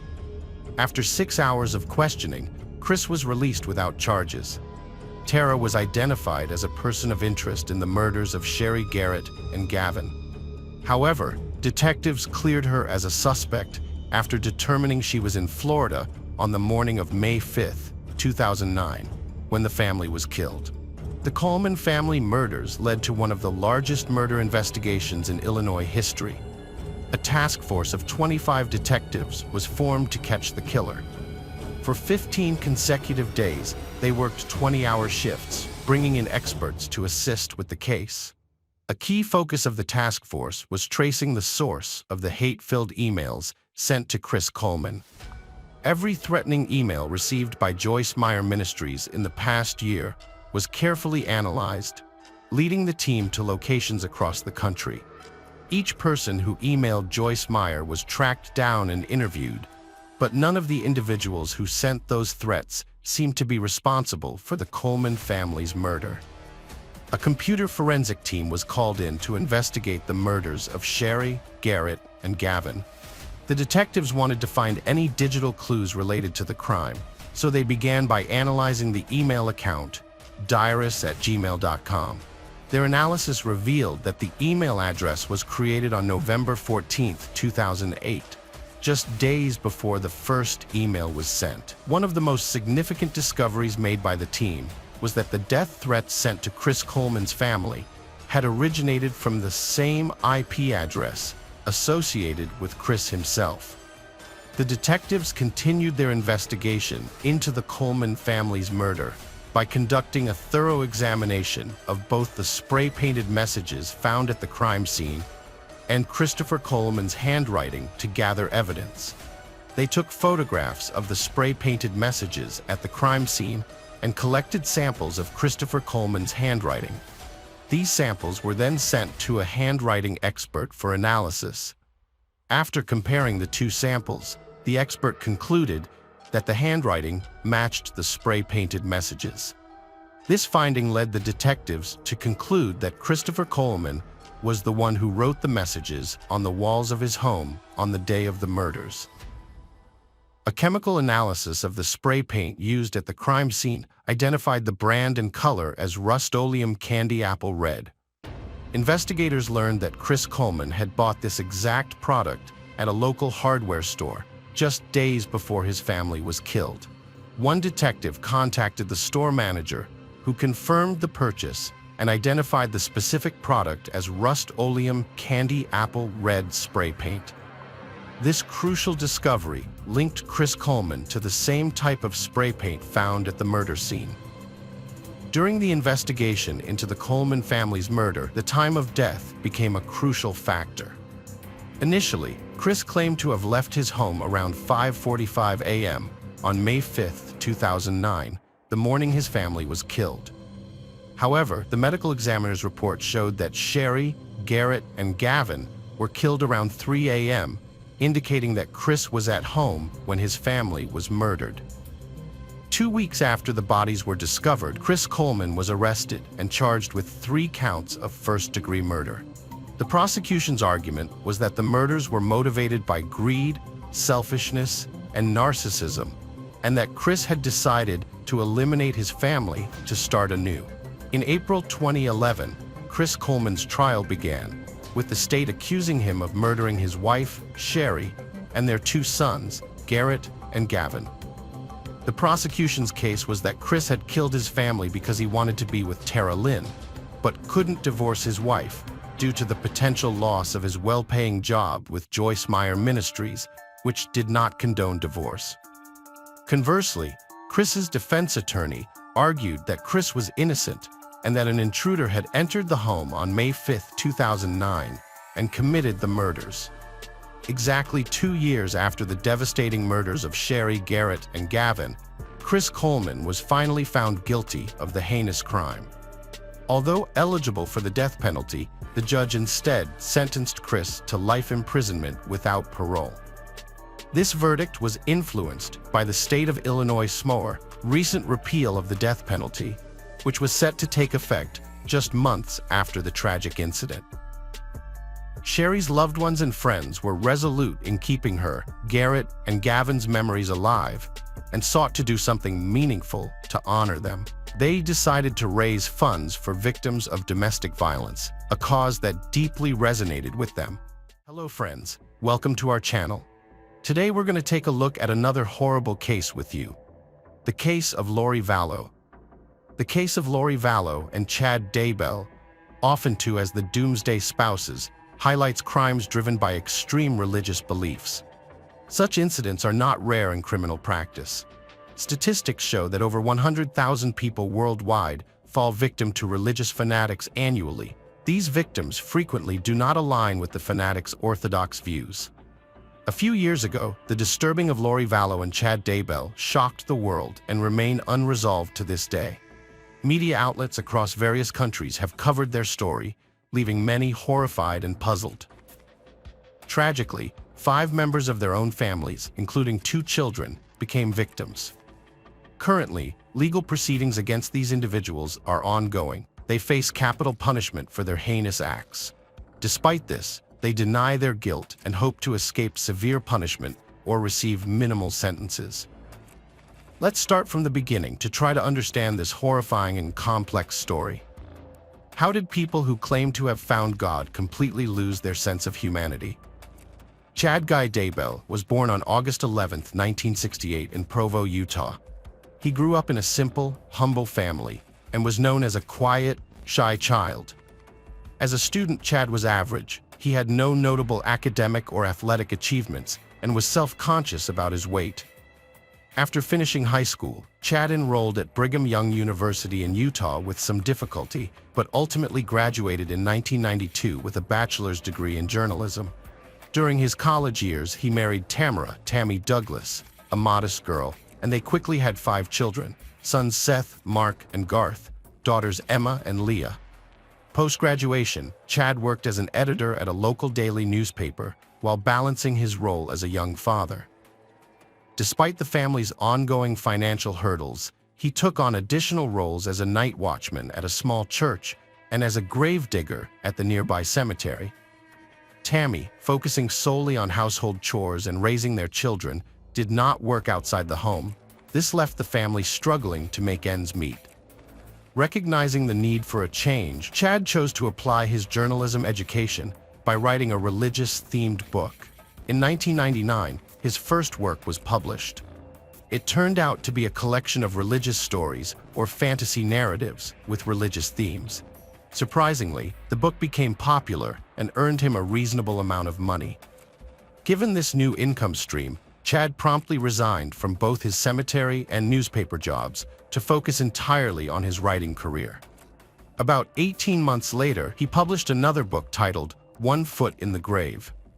This popular work detailed his experiences as a gravedigger and explored topics such as death, the afterlife, and soul reincarnations.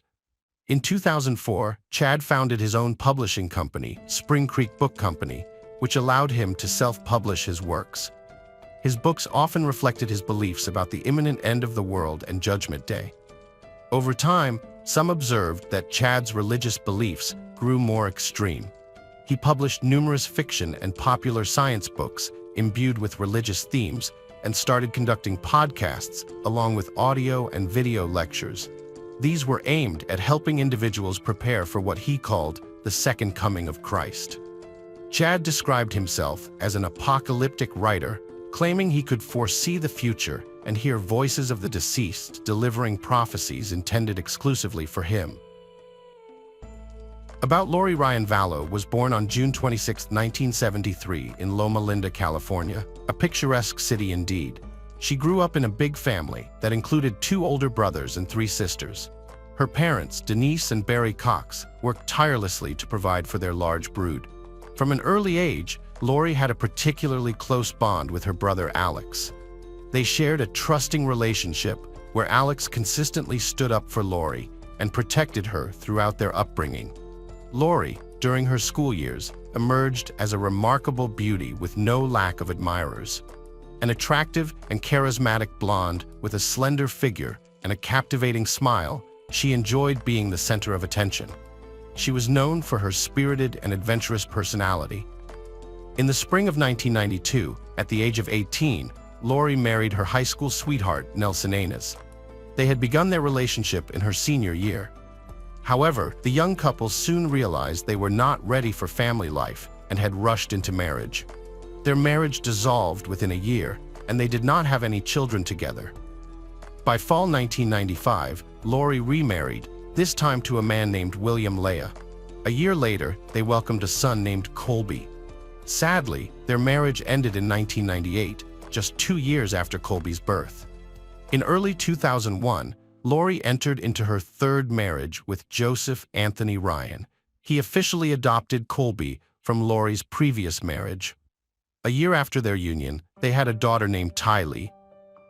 This marriage also collapsed by 2005. Notably, soon after her divorce from Joseph, an incident occurred when her ex-husband came to visit the children. He was assaulted by Lori's brother Alex, who claimed he was defending his sister's honor as Ryan had allegedly insulted her. As a result, Alex Cox received a fine and served a short prison term. After divorcing her 3rd husband, Lori met Charles Anthony Vallow and married him in February 2006.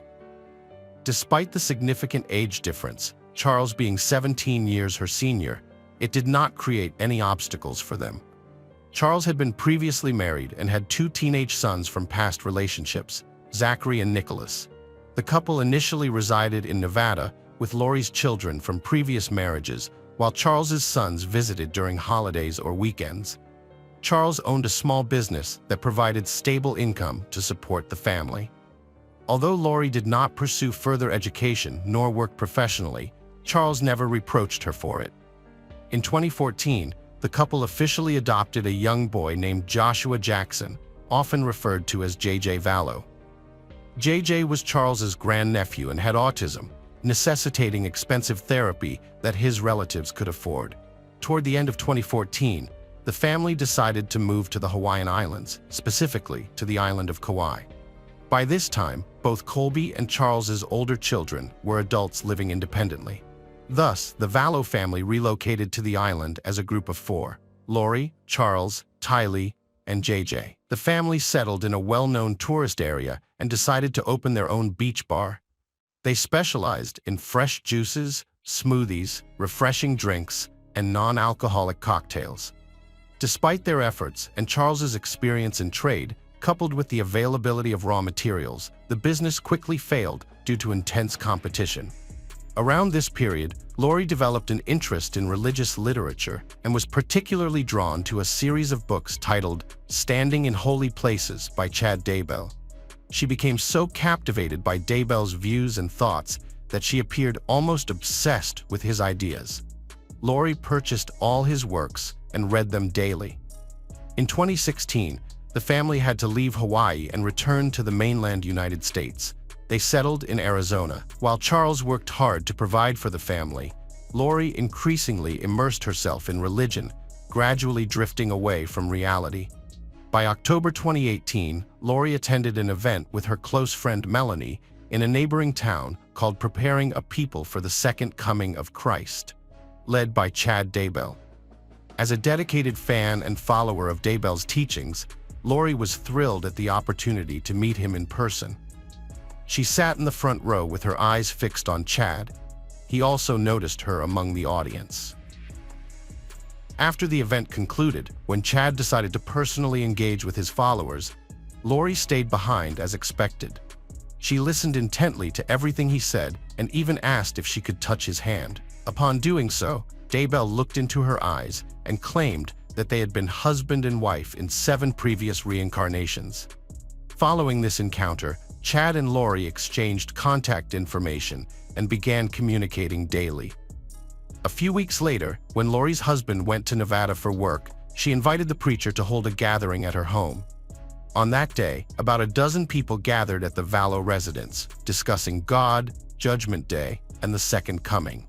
Lori and Chad also agreed to collaborate on preparing people for the imminent judgment. The pair began conducting podcasts devoted to this event, leading sermons, and writing articles. Lori became increasingly detached from reality and her family. Charles unfortunately did not immediately notice this change. He thought it was just a temporary obsession that would soon pass. By the time he realized how far things had gone, it was already too late. Soon after, Lori began talking about dark spirits and zombies. She told family and friends that she was chosen by God for a special mission. Part of this mission involved destroying dark spirits, demons, and all evil. Charles's attempts to bring his wife back to reality failed. More so, she began to see him as one of the dark entities that needed to be destroyed. By the end of 2018, the marriage between Lori and Charles Vallow was on the brink of collapse. In February 2019, during Charles's week-long business trip, Lori changed all the locks in their shared home. Upon his return, Charles found himself locked out of his own house and noticed his personal car, the family truck, was missing, and discovered that a substantial amount of $35,000 had been withdrawn from his account. One day, Charles loudly called out for his wife and tried to enter the house. Lori, in a frenzied state, rushed outside, hurling threats and curses. She screamed that her husband's soul had long died and his body possessed by a demon, repeatedly exclaiming, "I don't know who you are and what you've done with my husband." Without hesitation, Charles went to the police station and reported Lori for theft and obstruction to his home and children. He expressed concerns about her threats of physical harm against him, leading to the issuance of a protective order. A court order was issued prohibiting Lori approaching Charles. The statements Charles made that evening were documented as part of standard procedure. He spoke about his wife's excessive religious fervor, her belief in an imminent end of the world, and her tendency to classify people as either light or demonic beings. The officers, while asking clarifying questions, openly mocked him but still issued the protective order.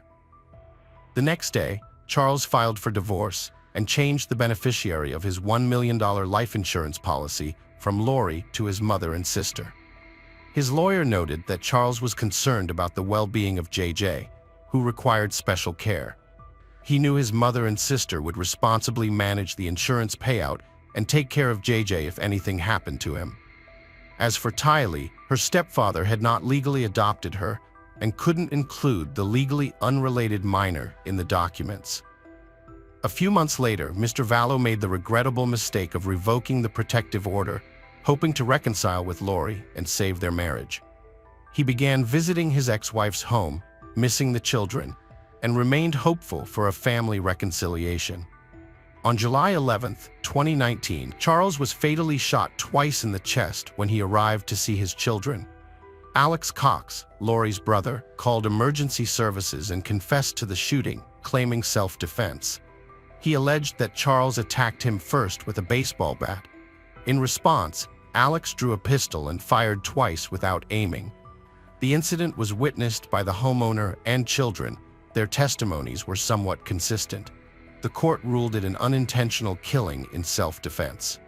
Notably, Alex's head injury was minor, despite Charles's background as a former baseball player capable of inflicting severe harm with a bat. The same day Charles's body was taken to the morgue, Lori threw a party at the house with music, numerous guests, and a poolside disco, right where her husband had been shot and where traces of blood were still visible.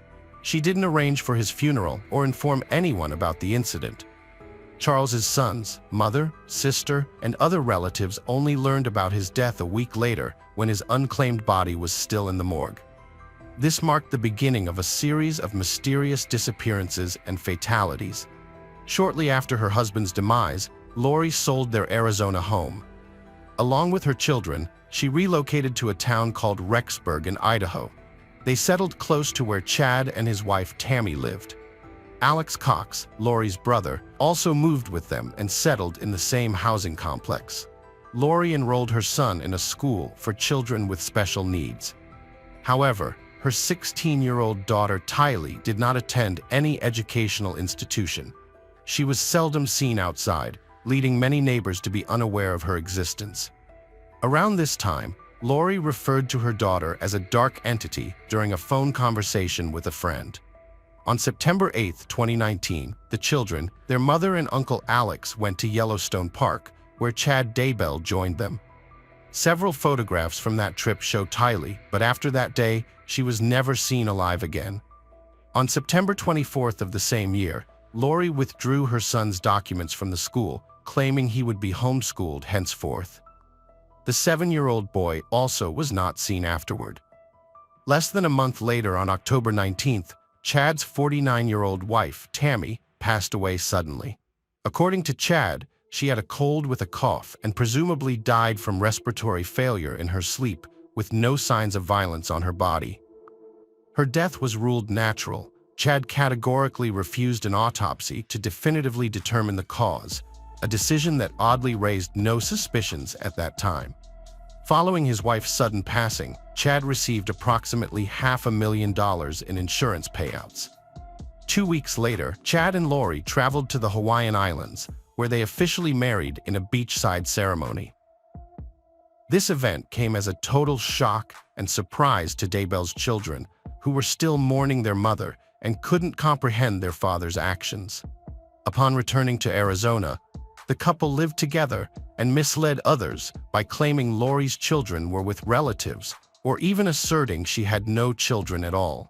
They also rented a small unit at a local storage facility, where they later moved all the belongings of the children, as if they had never existed in the home. Another month later, on December 12, 2019, Alex Cox died suddenly in his home. The cause of death appeared to be a heart attack. At his insistence, No autopsy was conducted, and the incident was deemed natural. As time passed, more people persistently questioned Lori about the whereabouts of her children. She skillfully lied to neighbors and acquaintances, but it was more complicated with relatives. Her eldest son, Colby, who had little contact with his mother after moving away, tried earnestly to reach his younger sister. Initially, Lori answered from her daughter's phone, pretending to be Tylee, but Colby soon sensed something was amiss. Meanwhile, Charles's relatives demanded access to JJ. They wanted to take the boy for holidays or weekends or simply talk to him on the phone. Lori consistently refused or made up absurd excuses. Eventually, the boy's grandmother reported his disappearance to the police, and soon after, Colby also approached the police to find his younger sister. When law enforcement officers knocked on Lori's door and asked her to bring the children for a conversation, she lied that they were visiting relatives. This information proved false, and the police returned to her home. They gave her a week to appear at the police station with the children, but instead she and her husband fled to Hawaii again.